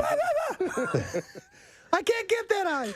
Yeah. The surgeries performed vary depending on the cause and extent of an arm vagina. When they have those drastic weight losses and people, I don't honestly know surgically how they can remove that without it killing the person. You see, like, there was one guy who had, it looked like he was melting how loose his skin was. If they talk about a tummy tuck as being invasive, how the hell do you do that? They also use mini liposuction and the removal of excess skin. They are popular non-surgical methods. Can you do the gentleman stitch on those? Along with injections that are claimed to break down fat. My chick's arms are so tight. Just saying. So that's a new one apparently out there. The arm vagina. My chick's arms are so tight. Just saying. So that's a new one apparently out there. The arm vagina. This could go along actually with the connoisseur, believe it or not, because this is the custodian, the connoissorian. He eats old food. Is this fresh? No, this is the little known history. The little known history of fruit roll-ups. Oh my gosh. Oh wow! You guys are all on board now, aren't you? Correct me if I'm wrong, but the first fruit roll-up was created by Ivan the Terrible. No. But it's older than you think. Is it older than Jesus? No. The thin sheets of fruit treats known as fruit roll-ups have been a staple of supermarkets since 1983 when General Mills introduced the snack to satisfy the sweet tooth of kids everywhere. But 1983, so the Civil War had just ended. Right. No, but the fruit roll-up has an origin that goes much further back, all the way to the turn of the 20th century, believe it or not. The small community of Syrian immigrants in New York in the early 1900s didn't have the packaging or the marketing power of General Mills, but they had the novel idea of offering an apricot-sourced fruit leather that they called Emmerdine. Did you know that Frederick Douglass invented Razzles? No. Wow. Razzles. All right. That's the candy that becomes a gum. Yes. Yeah. Do you like Razzles? I do. As a kid, I used to like it. I would like, is this Razzle going to be a candy or a gum? Yeah. The world was at my feet. And when it turns into a gum, too late. The flavor lasts like The 10 flavor's seconds. pretty much gone. Right, yeah. When a trade publication detailed the family's process in the early 1970s, it opened the floodgates for other companies to begin making the distinctive treat. Sunkist was an early player, but when General Mills put their considerable advertising power behind their fruit roll-ups, they became synonymous with the snack. What's your favorite fruit roll-up flavor? I always just went for the strawberry, which was kind of the first one that came out. To me, it sort of tasted like a Twizzler a little bit. I tried like the healthier version of the fruit roll-up, and Jace was like, I don't like these. Can we get those? And it was, you the don't like traditional Mommy's kale roll-ups? It was like a little They're more. actually not that bad. Are they? Healthier version. Are they? I've never had them. But when you have the original, which, is delicious, he knows the difference now. Yeah. Daughtry is still in business, offering kosher roll-ups that rely more heavily on fruit than the more processed commercial version. Correct me if I'm wrong, but Daughtry is Superman's father, right? No, that's Jor-El. Oh. But I thought you were going to say Geordi, and he's on Star Trek Next Generation. But the companies have one more important thing in common. They both have the sense not to refer their product as fruit leather anymore. Yeah, fruit leather would not be as tasty. But I was not aware of the history. I always thought it was like a sort of chemical thing that they put together in the 80s, and here it's sort of fruit. Parents will be down with this. Yep. You've opened up my eyes, historian. Thank you. Please welcome Mr. Brian Posehn. Yeah. To the show. You were on Big Bang Theory last night, and your character on the show is hilarious. You're a geologist, and a rock nerd. A rock nerd, and and I was talking to you off air about that show. And originally when it came on, I was like, I don't know, and then it became clear that there is a strong geek base in the writers' room for there, sure, because they were getting it all right, and that's what brought me into it. Yeah, no, there's giant nerds in that writing room. Right. For sure. Yeah, there's guys from Futurama and places like that, and they're really smart and very geeky. Very geeky, and they The actually cast isn't. really. So nobody on the show. No, with because all I've of been that. there a lot, and like the first couple of times we'd be hanging out, and like there was a comic book store actually on the set. Yeah. And I'm, looking at everything in there, and I was asking a couple of the guys, I was like, "Do you like this stuff?" They're like, "No, we go to Comic-Con once a year, and that's it." I'm like, "Oh my God!" They pull it off though. Who's ever writing the, again, you say the writers are geeks, so that makes a difference. But on that comic book set, and much to my wife's chagrin, I will point to things. I have that. I have that piece. I have that piece. Wow. She's like, "Oh my God, shut up, nerd." It's really bad. There's a certain way you're supposed to read comics, and I don't know what that is. Are you supposed to look at the picture first? You're supposed to read the dialogue first? Can you do either I or? cannot help you. But I've heard even that. figure it out. I've heard that before. I've never heard that. Yeah, it's confusing if you first pick it up, but if you start reading a few titles, about where the panels are and where the word bubbles are. Oh, right, the way the storytelling. I always find that my eye goes naturally to where it's supposed to go, especially if you're dealing with good writers and good illustrators. After you read a few, the normal flow will take you there. There's some Deadpools I could recommend. That you wrote. How many did you write? 45. Wow. Yeah. Your stuff is exceptionally good. I have to tell you, I love what you do with the character, and I know we talked about the first movie, and you were happy with the outcome. I mean, I keep thinking at some point they're going to use one of our characters, and if they do, who would you want them to use? Well, the woman we had, Mary Shiklo, which was, I would think would be a cool wife. It's so nerdy. But no, she's the queen of the vampires. And, I just think it would be a good juxtaposition for the character. It would be very cool, but you know what? And here's the most telling thing is the case can no longer be made that this is just peripheral stuff. This right now, and I mentioned Thor Ragnarok before he came on.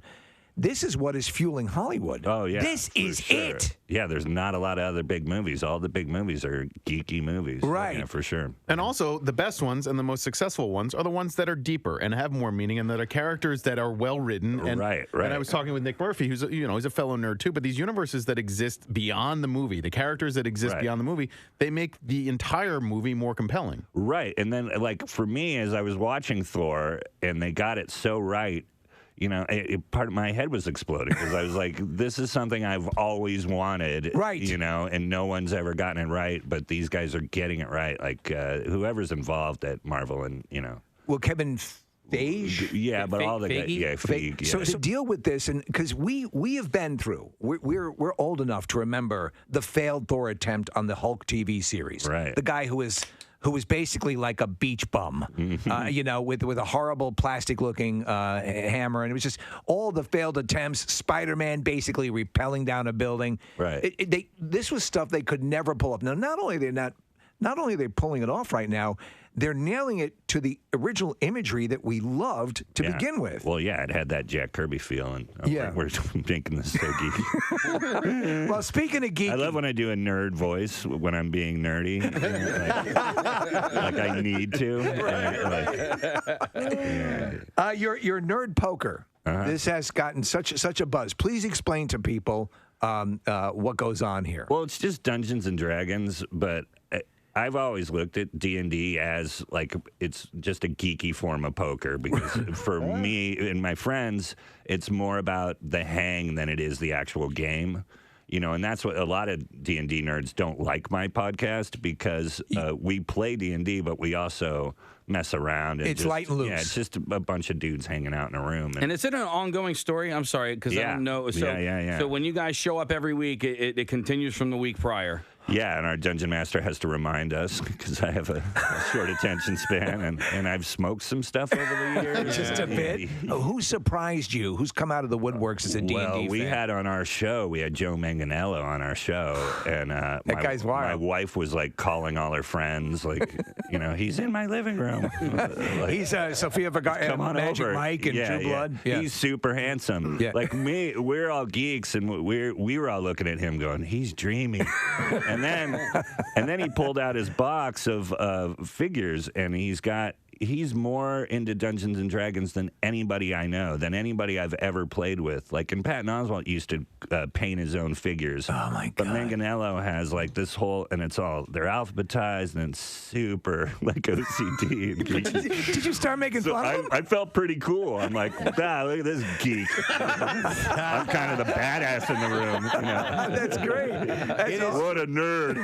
I don't understand it. And I've tried to play, and I've gotten really pissed off. I think I'm too stupid. My attention span is I'm too borderline. short. I'm I feel like I'm in that room. I'm the dumbest guy in that room. And with my son's 8 years old, and he's not into D&D yet, but he's getting into all the other stuff, Star Wars and comic books, and he's already schooling me. Like, we're talking about Star Wars, and this is something I've liked for 40 years. And he knows more about it already than I do. Well, you know, he enters into it though with the full catalog ready to go. Right. We had to get it through attrition and and incrementally. Right. And that's his hard drive hasn't been affected by anything yet. You know what I mean? But his memory.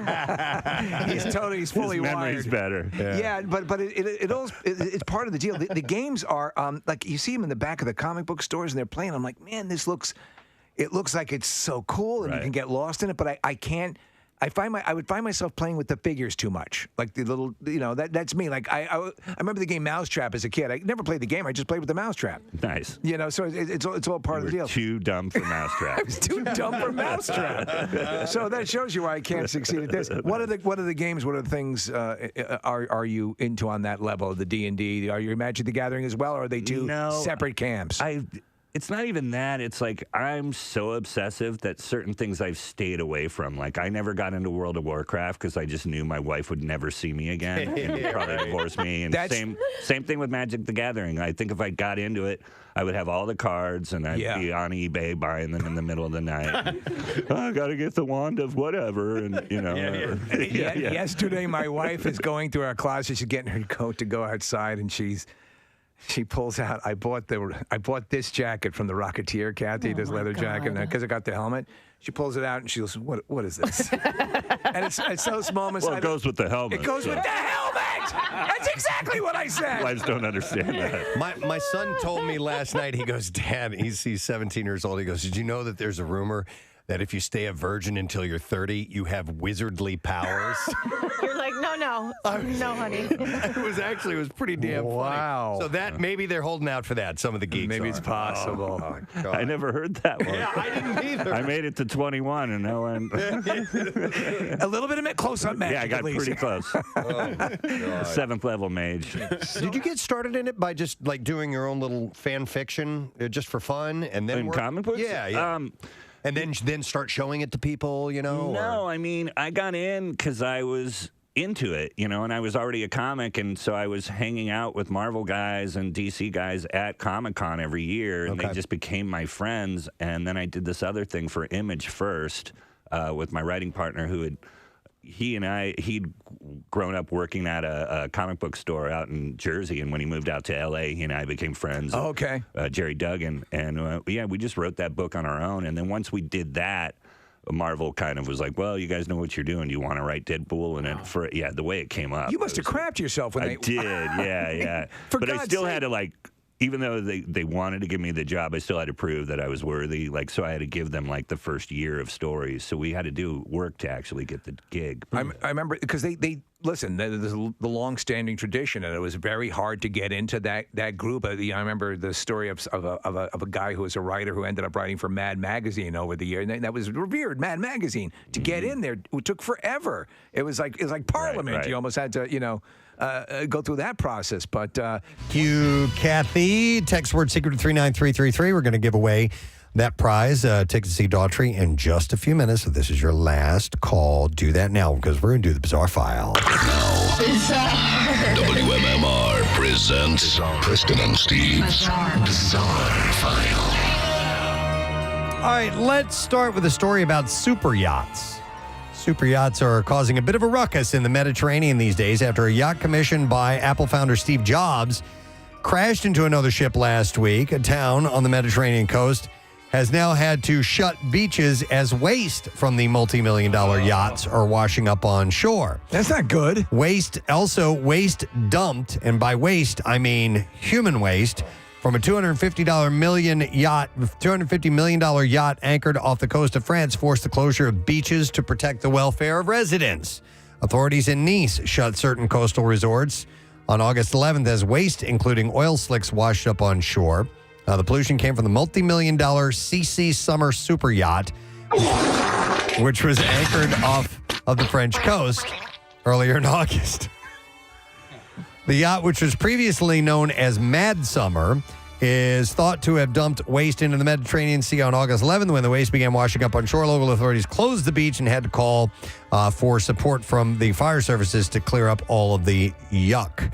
A second yacht, which has not been identified just yet, has been blamed for another closure of beaches along the Nice coast on August 2nd. And now the town's mayor has had it with the billionaires leaving the planet in a mess for the rest of us to clean up and is calling for a ban on massive yachts mooring off of the coast. Enough! The environmental impact of sea travel has been... I hate that. Don't want to swim with birds. In the news a lot in recent years. Gargantuan cruise ships are an easy target for environmental campaigners as millions of tons of gray water are pumped into our oceans by cruise liners every year. It's got to be disgusting. Yeah. Yep. A 39-year-old man has been sentenced to nearly 23 years in federal prison for dozens of felonies that involved extorting Koreatown karaoke businesses using methods seemingly ripped from gangster films. Taken Cho is his name. He was convicted on 57 charges, 55 counts of interference with commerce by extortion and several other offenses.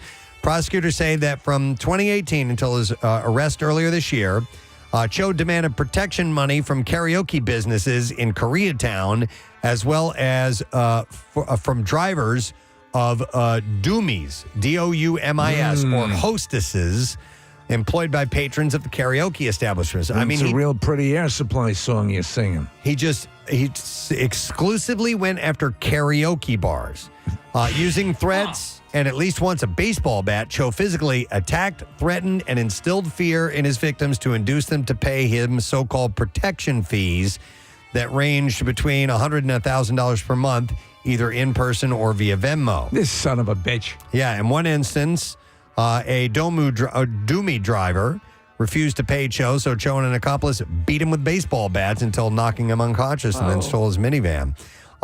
So at the time of his arrest, they ended up tracking him down and finding him. I mean, like, he did this to a lot of people.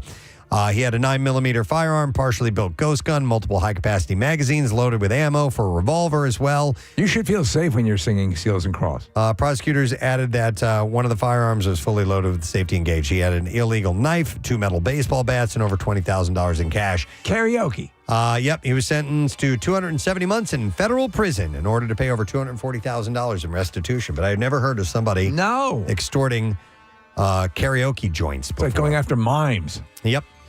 In Iowa, a man is accused of attacking a man with a makeshift bayonet. Christopher Dorff, the old Dorfman. The old Dorfman. Was booked into the county jail, and he is charged with attempted murder. Court documents say he stalked out a homeless encampment where his targeted victim lived. He attacked the man with a BB gun that had a knife duct taped to the front of it. So he's going after like an actual bayonet. Oh, my God. Documents say he shot the man several times in the face. Everybody thought the stork was brain damaged. And stabbed him. Dorff told police that he realized after he stabbed the man that the man was not his intended victim. And the man was hospitalized with serious injuries. But I made this myself. How about this? A 9-year-old boy ended up in the hospital after he and his mother attempted an ongoing viral TikTok trend involving melted liquid candy. Oh, I heard about this. Yeah, Christina Blackstone said that she and her son, Caden, were attempting to make Jolly Rancher Tangulu or Jolly Rancher grapes, a seemingly fun activity she spotted on the social media platform. Jolly Rancher grapes are made by melting down hard Jolly Rancher candies in a bowl in the microwave, and then you dip grapes into the liquid candy using a toothpick, giving the grapes a hard candy coating. Actually sounds pretty good. Theoretically, yes. So what went wrong? Well, Blackstone said her 9-year-old son was carrying the bowl of hot candy liquid when he tripped, and the liquid spilled on his hands, causing severe burns. She said he tripped, and that's when the boiling hot candy coated his whole hand and his 4 fingers except his thumb. He screamed bloody murder. I went into complete shock mode. In the few seconds it took to get him to the sink, the candy had already started to harden, and trying to remove it accidentally took some of the boy's skin off. Oh, God. Sounds like the birth of a new Marvel villain, Candy Hands. She took her son to the hospital where doctors determined he had second-degree burns on his right hand. Jeez. He's had several follow-up visits since then, and doctors think that his right thigh could have a third-degree burn that wasn't caught initially as well. You'd imagine that stuff would be a bitch to get off once it's on your skin. Yeah, the director of the Allegheny Health Network's West Penn Burn Center said that they've had 4 patients with burn injuries due to this trend since June. The melting point of Jolly Ranchers is 350 degrees, which is over 100 degrees hotter than boiling water. And some of the burn incidents are from people not putting the candy in heat-resistant containers, which then melt and cause the hot candy to spill on legs and feet. So you got to be careful if you're doing something. Again, I'm actually kind of okay with the end result. That might be kind of tasty, but if you're going to incinerate your flesh, probably not. Probably not a good idea. All right, and that's what I have in the bizarre file for you this morning. All right, Kath, we need a number caller for the secret text word. What's it going to be? Caller number 15. 15. Nice number. Going double digits. All right, call it 15-215-263-WMMR. You need to know the secret text word in order to win, so call right now. We'll be back and get a winner and more.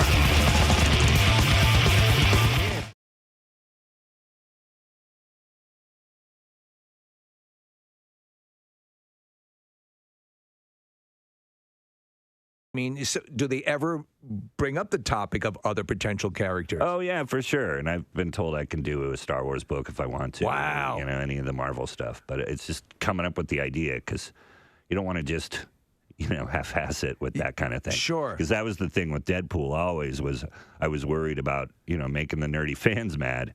And Punisher fans, a lot of those guys own guns. So you don't want to make Punisher fans mad. Yeah. Ex-military dudes that are like, oh, you messed up Frank Castle, brother. And I'm like, oh, man. You can't, Star Wars you can handle. Yeah. When a dude shows up with the... Well, I don't know. Star Wars nerds are pretty hardcore. Yeah. When you go out, because you are doing so much, and we described you as a modern-day Da Vinci, when you go out and you're performing at comedy clubs, what is the composition of the audience coming to see you? Is it more nerds? Is it more TV fans of your TV work? It's both. And I mean, I notice my fans because they look like me. A lot of black T-shirts and facial hair. Right. And hunched a little bit. Breasts, maybe. Breasts. Maybe they haven't taken care of themselves. A lot of doughy foods in their diet.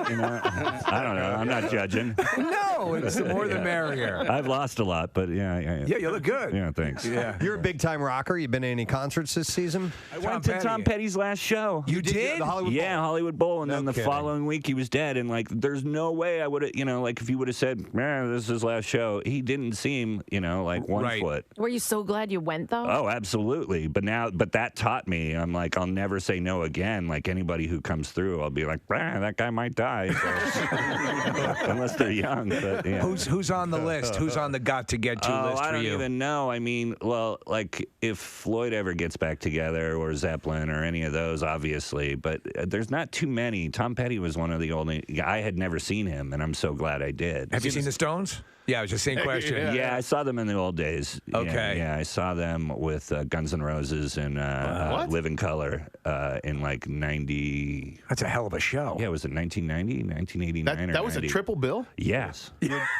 Ed mentioned Floyd. My youngest son is 15. He's into music, so I'm about ready to have the Dark Side of the Moon experience. I'm going to turn him on to that. Right. So we're going to go, and the way I remember listening to that album from beginning to end, we're going to just a dark room, light a candle, sit back, and Ludes. No, we're not going to smoke weed, but we're gonna listen to that. I can't wait to turn him on to and that. then he'll really like it when he smokes weed. Right, exactly. This is step one. Yeah, We'll get to that later. I don't know. Just dip your feet in, and when I'm not around, check it out on your own. Sure. Yeah. Where's that that experience coming from now where you could, that used to be until you talk about the religious experience of in the dark with the turntable and the whole thing. And I'm going to now, in the darkness, see the music, and that you don't get it anymore. There's no albums anymore. Yeah. That's why. It's not going to happen anymore. They don't do laser light shows anymore either. I used to love laser light shows. Those things are badass. No matter who they were playing. Yeah. Yeah. It could have been Little River Band. It would still work. But maybe not. Rush, yes. Pink Floyd was made for laser. I went to a Laser Rush Floyd. one back in the day. Oh, yeah? Yeah, in San Francisco. Yeah. I went to Seattle wasted. Sounds, and it was awesome. It was Pearl Jam, Nirvana. Oh, that's a good one. Alice in Chains, Soundgarden. It was awesome. The problem with the laser light shows is the seats were they're planetarium seats. So if you went late at night, you were going to fall asleep because they were Right. Yep, because you laid back. But they're probably better now. I would think there's been some advancements in laser. You would hope. Because back then it was just like they would write Rush with a laser and then spin it around so you'd see what Rush looked like backwards. And you'd be like, wow. Well, then they did. It's amazing. They did 3D laser lights where you wear the glass. Do you remember that? No. Yeah, that I was missed out for a on brief that. period. Yeah. Yes. And so thanks for coming by. Yeah, again, thanks man. for having me. And Always, enjoy guys. your time in Philadelphia. Thanks, man. Brian Posehn. Anne Hathaway. Kathy, this is for you. You hate her. Yeah. She doesn't want the paparazzi making money off her baby bump, and so she took to Instagram on Monday to share a photo of herself rocking a bikini with her pregnant belly on full display. I've not seen this yet. I did. How's it look? Looks pretty good. Yeah, she look all right? I think she still looks annoying. She's actually taken the time. Annoying. I'm with you. She's taken the time to, I think, let people calm down about her. Yeah. You know? Like she's trying to stay out of the mainstream a little bit. She wrote, happy 2016 to my beautiful Insta friends. So posting a bikini pic is a little out of character for me, but just now, while I was on the beach, I noticed that I was being photographed. I figured if this kind of photo is going to be out in the world, it should at least be an image that makes me happy and be one that was taken with my consent and with a filter. She's right. So she did it. Actually, it's pretty smart. Who's she married to, or who's her boyfriend? She is married to Adam Schulman. They got married in 2012. And what is he? Craft Services? They've been together for 4 years, so before they got married. This marks the first time that Anne has publicly acknowledged her pregnancy since it was first reported in November. So you know what? She's really good in the Batman movie. She does a solid job. I didn't hate her. Yeah. But, Kath, I'm with you. She bothers the hell out of me. She really does. Yeah. Hey, but look at you hated Sandra Bullock, and now you love her. In fact, your whole lifestyle is now Sandra Bullock based. She's taken over my my Sandra Bullock. Your ire? My hate slot. Your hate slot. I have a couple. That's of those. That's what Dennis calls it. Yes. Jeez, I see the hate slot. Yeah, I can see the hate slots out. We'll see how our luck goes with getting our lottery tickets. I have a good feeling about it. I do too. Are they saying that it could possibly hit $1 billion? Yes. Yeah. Okay, because that's Here, what let's see happens. what it's They up to. start throwing some targeted numbers out, and then that causes That fuels a surge. the furor and I'll be there. not that. I want to play.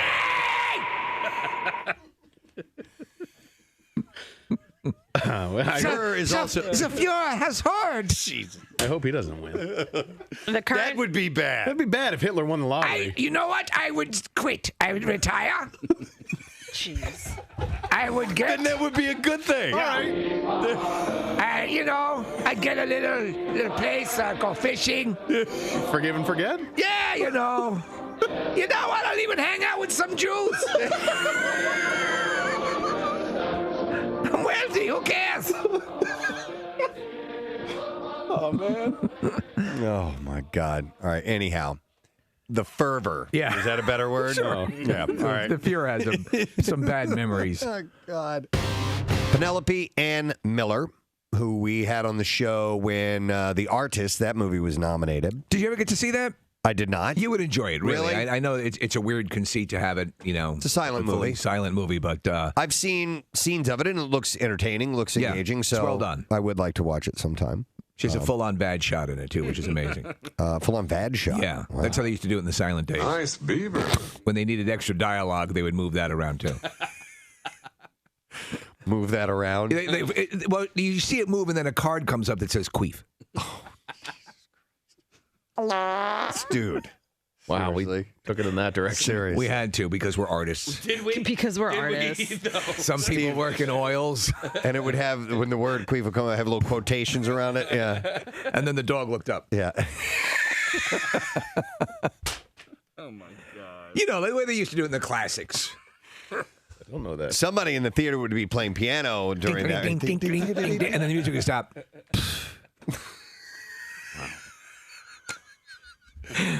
Come on, Kathy, get in on No, this. it's all right. I'm good.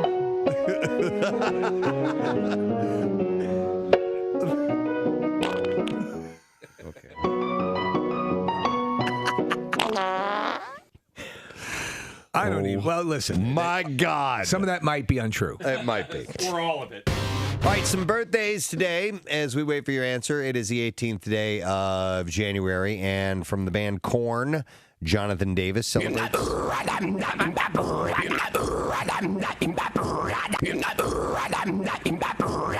Right before he blows out the candles, it's all right, everybody. Here we go. And That's their riff on Cha Cha Cha. yeah, right, exactly. Happy birthday to you. Happy birthday, WMMR. 11 minutes after 10. And Wednesday morning, the Preston and Steve Show. A reminder, if you'd like to be a singer at our side stage live band karaoke event at MM Barbecue, the deadline is Friday.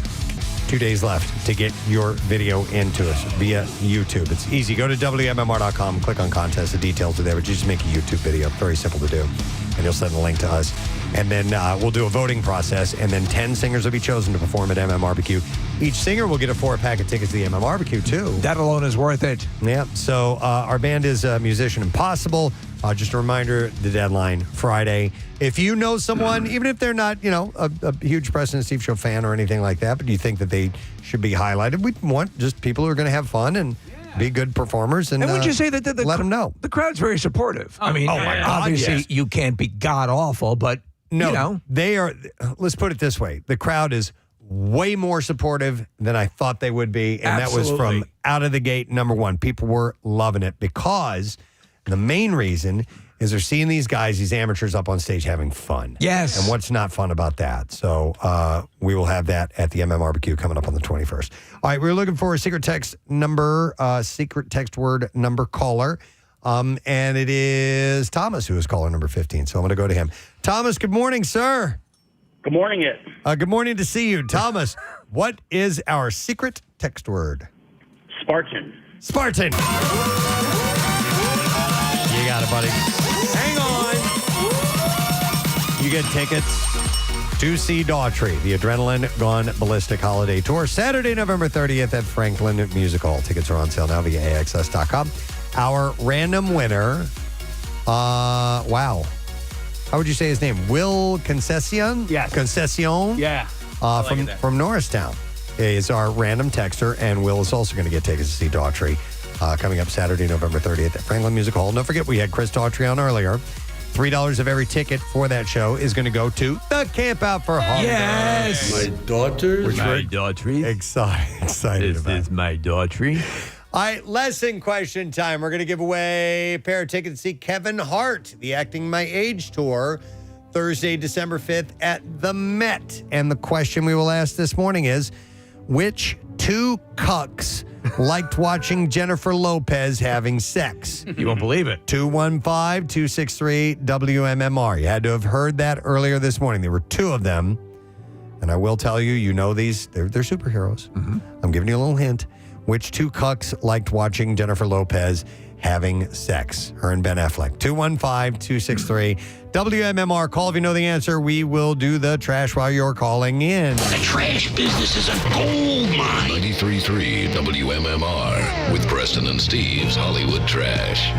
Brought to you by Horizon Services. They can help you with any unexpected plumbing issues this summer. Get expert plumbing repairs or replacements fast. Horizon Services. Help is on the way. What's up, Steve? Well, despite rumors to the contrary, Dakota Johnson and Chris Martin have not split up and are still engaged. Martin says the two actually grew stronger after the personal crisis that was Madam Web. Hey! Yay! General Hospital and Hallmark Channel regular Cameron Matheson saying he's adapting to being single after being married for 22 years. Matheson says he really wants some me time. Specifically, Specifically. it's all right. Specifically, Chinese Instagram model Mi Quan Chi. That would have been where the me came from. And finally, Paris Hilton recounting a fire that destroyed the set on her new music video. Said Hilton, quote, "First there was smoke, then fire, then just smoke, and then burned up stuff." Very simple recounting. All right. We'll see if someone knows the answer to this question. Which two cucks liked watching Jennifer Lopez having sex? And we will go to Mark, see if we can get the answer. Mark, good morning. Good morning, guys. All right, Mark, which Is two? it Yeah, go ahead. is it Batman and Bane? Batman and Bane. Absolutely correct. Hang on, Mark. We are going to set you up. We got a pair of tickets to see Kevin Hart's The Acting My Age Tour, which is Tuesday, December 5th at the Met in Philadelphia. And tickets are on sale now via Ticketmaster. Let's do this now. Now, Preston and Steve's Music News on 93.3 WMMR. All right, we're going to start with this. Bruce Springsteen performing in concert tonight, Citizens Bank Park. We will have some live broadcasts taking place from Pierre Robert and Brent Porsche just outside of Xfinity Live. Look for them if you head to the show. And you can expect a longer show and dozens of hit songs. Of course, the boss is famous for putting on marathon shows, spending 3 to 4 hours and encompassing more than 30 songs. These are makeup dates after Bruce had canceled last year's Philly shows because of illness. I'm wearing makeup. He's playing tonight and Friday. By the way, Bruce played his second longest show ever in Philadelphia in September of 2016. That was 4 hours and 4 minutes long. It was 1 minute shy of a concert he put on in Helsinki, Finland years before. So we're like 1 minute short of being the longest show he's ever played. In fact, the shows are so long, Paul McCartney told People magazine a while back that few artists performed that long before Springsteen popularized it. And Paul said, "I've told him, it's your fault." He said, "We used to do a half hour. That was the Beatles thing, half an hour, and we got paid for it." And he said Bruce came along and extended those playlist times. 4 hours. The longest, well, one of the longest concerts I saw was Elton John with Ray Cooper, I think his name was. He's a percussionist. And it was at the Beacon Theater, and he did about close to 4 hours. Wow. Yeah, it was amazing. When Fish played the Y2K down at the some Native American reservation in Florida, they played when the clock struck midnight on New Year's Eve and New Year's. They played from midnight until the sun came up. Wow. One set. So they say you did 3 songs? Yeah. No, but it was like, I don't even know, like 7, 8 o'clock in the morning. They played. That's insane. That's a long time to play. Earlier this year, Elvis Presley's Graceland was seemingly going to fall out of the Presleys' hands. At the time, it was alleged that Lisa Marie Presley had put up the historic site as collateral for a loan that she failed to repay before she passed away. Those claims, however, were found to be shaky. Now, federal prosecutors have accused Lisa Janine Findley of trying to conduct a fraudulent sale of Graceland by claiming the historic site was collateral for a bad loan. And apparently, she has a long history of small-time scams and fraud. Well, she shot a little too high this time. Yeah, an official for Elvis's estate said, "We think this is the first domino to fall, not the last. We do not believe this is the mastermind behind the scam." Statements attributed to the woman arrested have pointed to someone who has a loose affiliation with the Elvis world. That's right, man. She's criminal. But that's step number 1. And then finally, I mentioned this earlier this morning in our entertainment report. I saw the trailer. It's fantastic. You can relive the 80s hair band era with a new Paramount Plus docu-series called Nothing But a Good Time. And like I said, the first trailer is out for the 3-part look at how glam and hair metal took over the 80s and died when grunge stormed in. The docuseries promotes the real story from those who lived it and includes Bret Michaels, Stephen Pearcy, Nuno Betancourt, Dave Snake Sabo, and Ricky Ratman, along with Corey Taylor and Steve-O, among many, many others. And that debut will be on September 17th. That was a big shift. I remember, when that Nevermind album came out. I mean, it was. I remember the PD walking in and going, it's going to change. Yep. This is it. A couple of things happened around that time. Metallica got bigger and they were more serious. And yeah, I remember clearly when that happened, and all of a sudden it was no more of that stuff. You became the stuff of mocking. But it had morphed into not morphed. Morphed. It had morphed into really bubblegummy stuff. Yeah. Eventually, when you got to bands like White Lion and a few others, Europe was kind of like that. And I loved that music personally. But it seemed to have less import. Yeah. So, but God, did I love that time. Yeah. I loved that era. It was so much fun.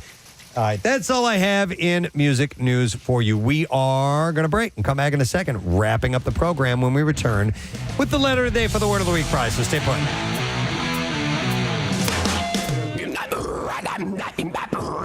Happy birthday, dear Jonathan. Happy birthday to you. All right. So sweet. Now, just how old No, we're not going to do that. Jonathan is 45 today. Yeah. And it's also, I think, National Brothers Week. What? Yeah. What's going on? Yeah. Okay. So you're a brother. Yeah. Yes, I am. Right on. Is it brother, B-R-U-T-H-A, or No, brothers? You're a brother. If you have a sibling. I am the middle brother. I have an older brother and a younger brother. That puts me in the middle. I'm the only brother. Did you get into physical fights with your sister? Oh, yeah. Yeah, okay. Yeah, she beat the crap out of me. She's 4 years older than me. Wow. Yeah. And when did that change? When were you able to? I remember specifically punching her one time and it causing damage, and I was probably like 14 or something like that. That did not sit well with your dad. Didn't your dad give you all sorts of hell for that? Probably. I don't remember. That's how it was for me too.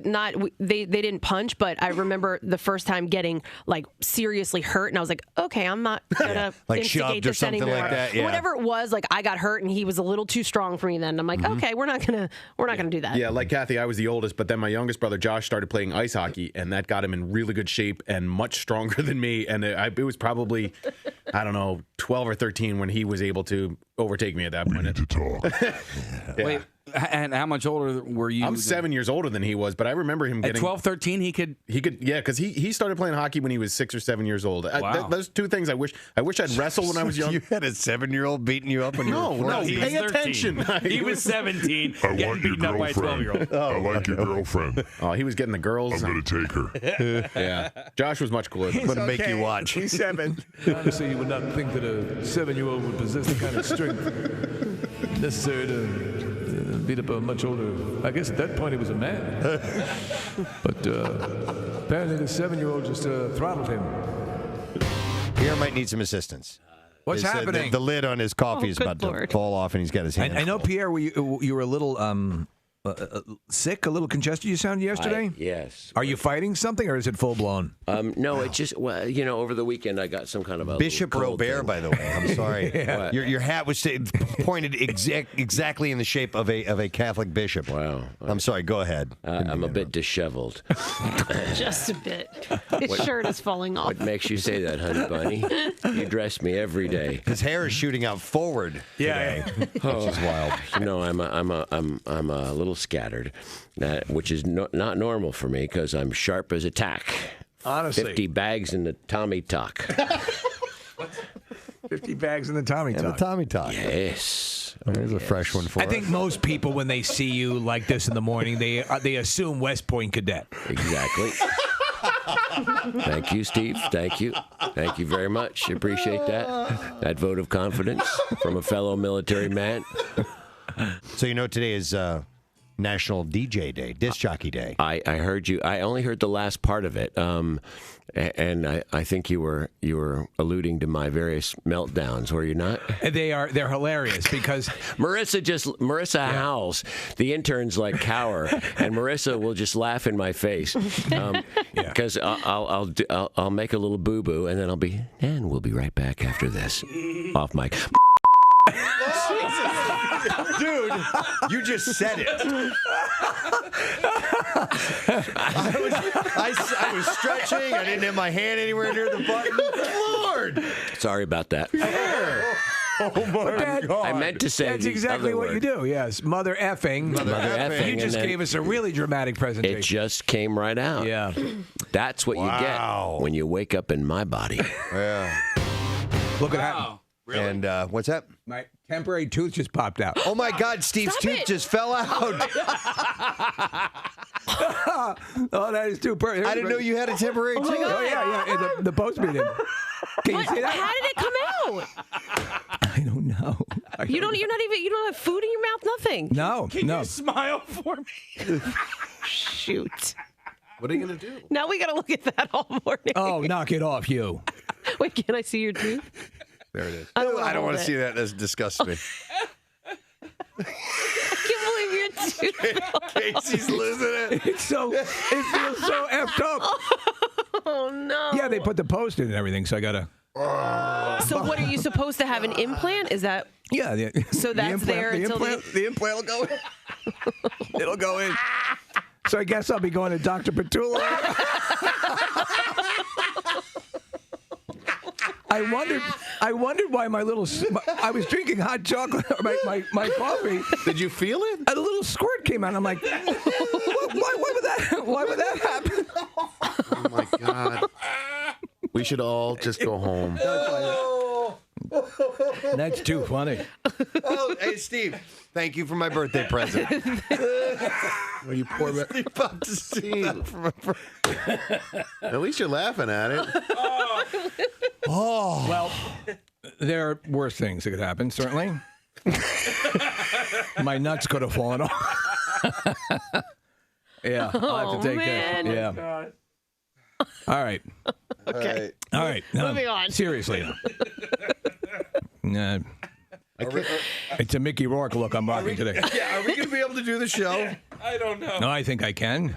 You just might hear a few S's that sound a little. I can't look at you. I'm not going to be able to have a conversation with you all day. Oh my God, we're falling apart. We are literally falling apart. We just started. Oh, it's so early. I'm drinking the mocha, and I'm like, wow, why is that dribbling? And then, Wait, where is it? What? The tooth. Marissa brought him a cup. Who doesn't have a tooth cup in the morning? Oh my God. It's too funny. Oh no. There may be random moments of laughter today, of just in the middle of whatever we have. I'm just glad I can't see me. Or like he said when he uses S. Sassafras. That's all right. Wait, but how does it normal? It just stays in normally? It's secured in, so it's and that's until not so secure. Now. I actually what happened was that I was chewing something last night. And I thought I might have felt a crack, but I'm like, no, it's fine. So, okay, so that was it's not a chewer. It's no, it's not a chewer. No, it's a biter. It's a biter. Yeah. Do we need to maybe Cho's sells like denture glue or something? Maybe we could try that. All I know is that if I'm going to have any dental work done, I want it to be done through Cho's. Steve, I can't look at you. I can't see it. The microphone's in the way, so I'm good over here. I can have a conversation with him. You guys can look at each other. Steve finally saw it. Did he finally see it is pretty funny. Hey, I got some apples. Would you like some apples? You want an apple? It's like your Billy Bob teeth. Oh, God. Oh, you should put the Billy Bob You should wear those. I got some dentures for you. In case you came prepared. These have been in my mouth. I'm sure you don't want them in yours. No. Yeah. I think I'll pass on All right. Let's try to do the show. Okay. Where were we? What? Gave away the.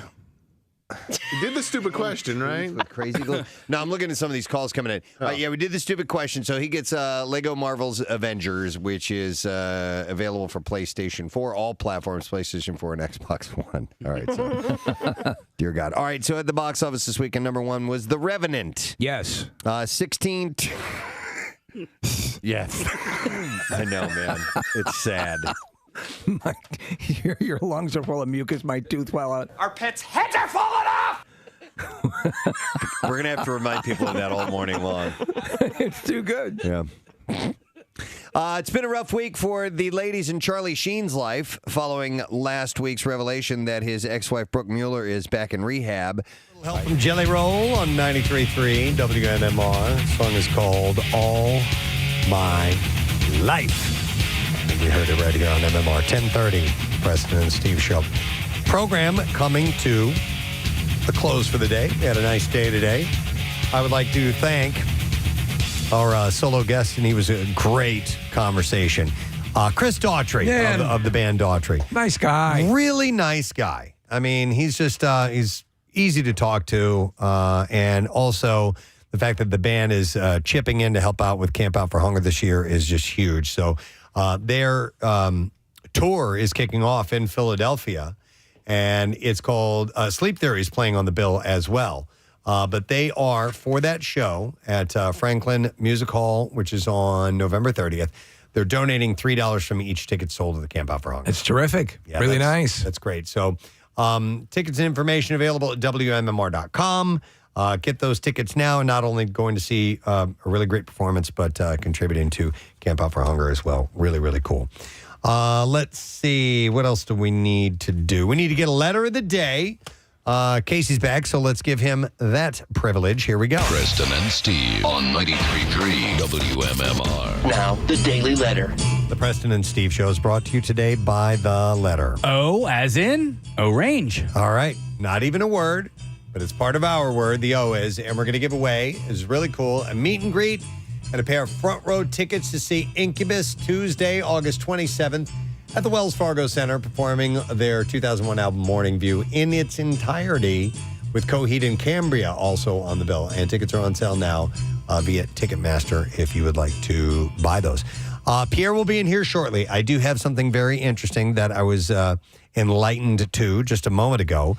Obviously, Bruce Springsteen is playing tonight, and Pierre's going to be there. Oh, and I was wrong. It's not Brent Porsche. It's him and Jackie Bam Bam. There we go. They're going to be broadcasting live tonight. But in honor of the show tonight, and of course where Pierre will feature a nice big block of Bruce on his program, our good friend and Bruce Springsteen genius, Kevin Gunn, is going to be joining him on the program today. Who knows more about Springsteen than Kevin Gunn? Springsteen and the Beatles, man. Yeah. His knowledge is vast when it comes to those two subjects, and many others as well. So we love Kevin Gunn and are very excited that he's going to be on the show. It's going to be terrific. Good to see him. Always some stories that you've never been privy to about the boss come out from Kevin, and Pierre will coax those out of him later on today. I'll just take this next moment to thank our sponsors. Today's program has been brought to you by Dunkin'. The Preston and Steve Show runs on Dunkin'. Also brought to you by Acme Markets, fresh foods, local flavors. Tomorrow is a Thursday, so we'll see you then. Yeah. That's it. We are done. Rage on. Have a great day, and we'll see you later, gang. Bye-bye.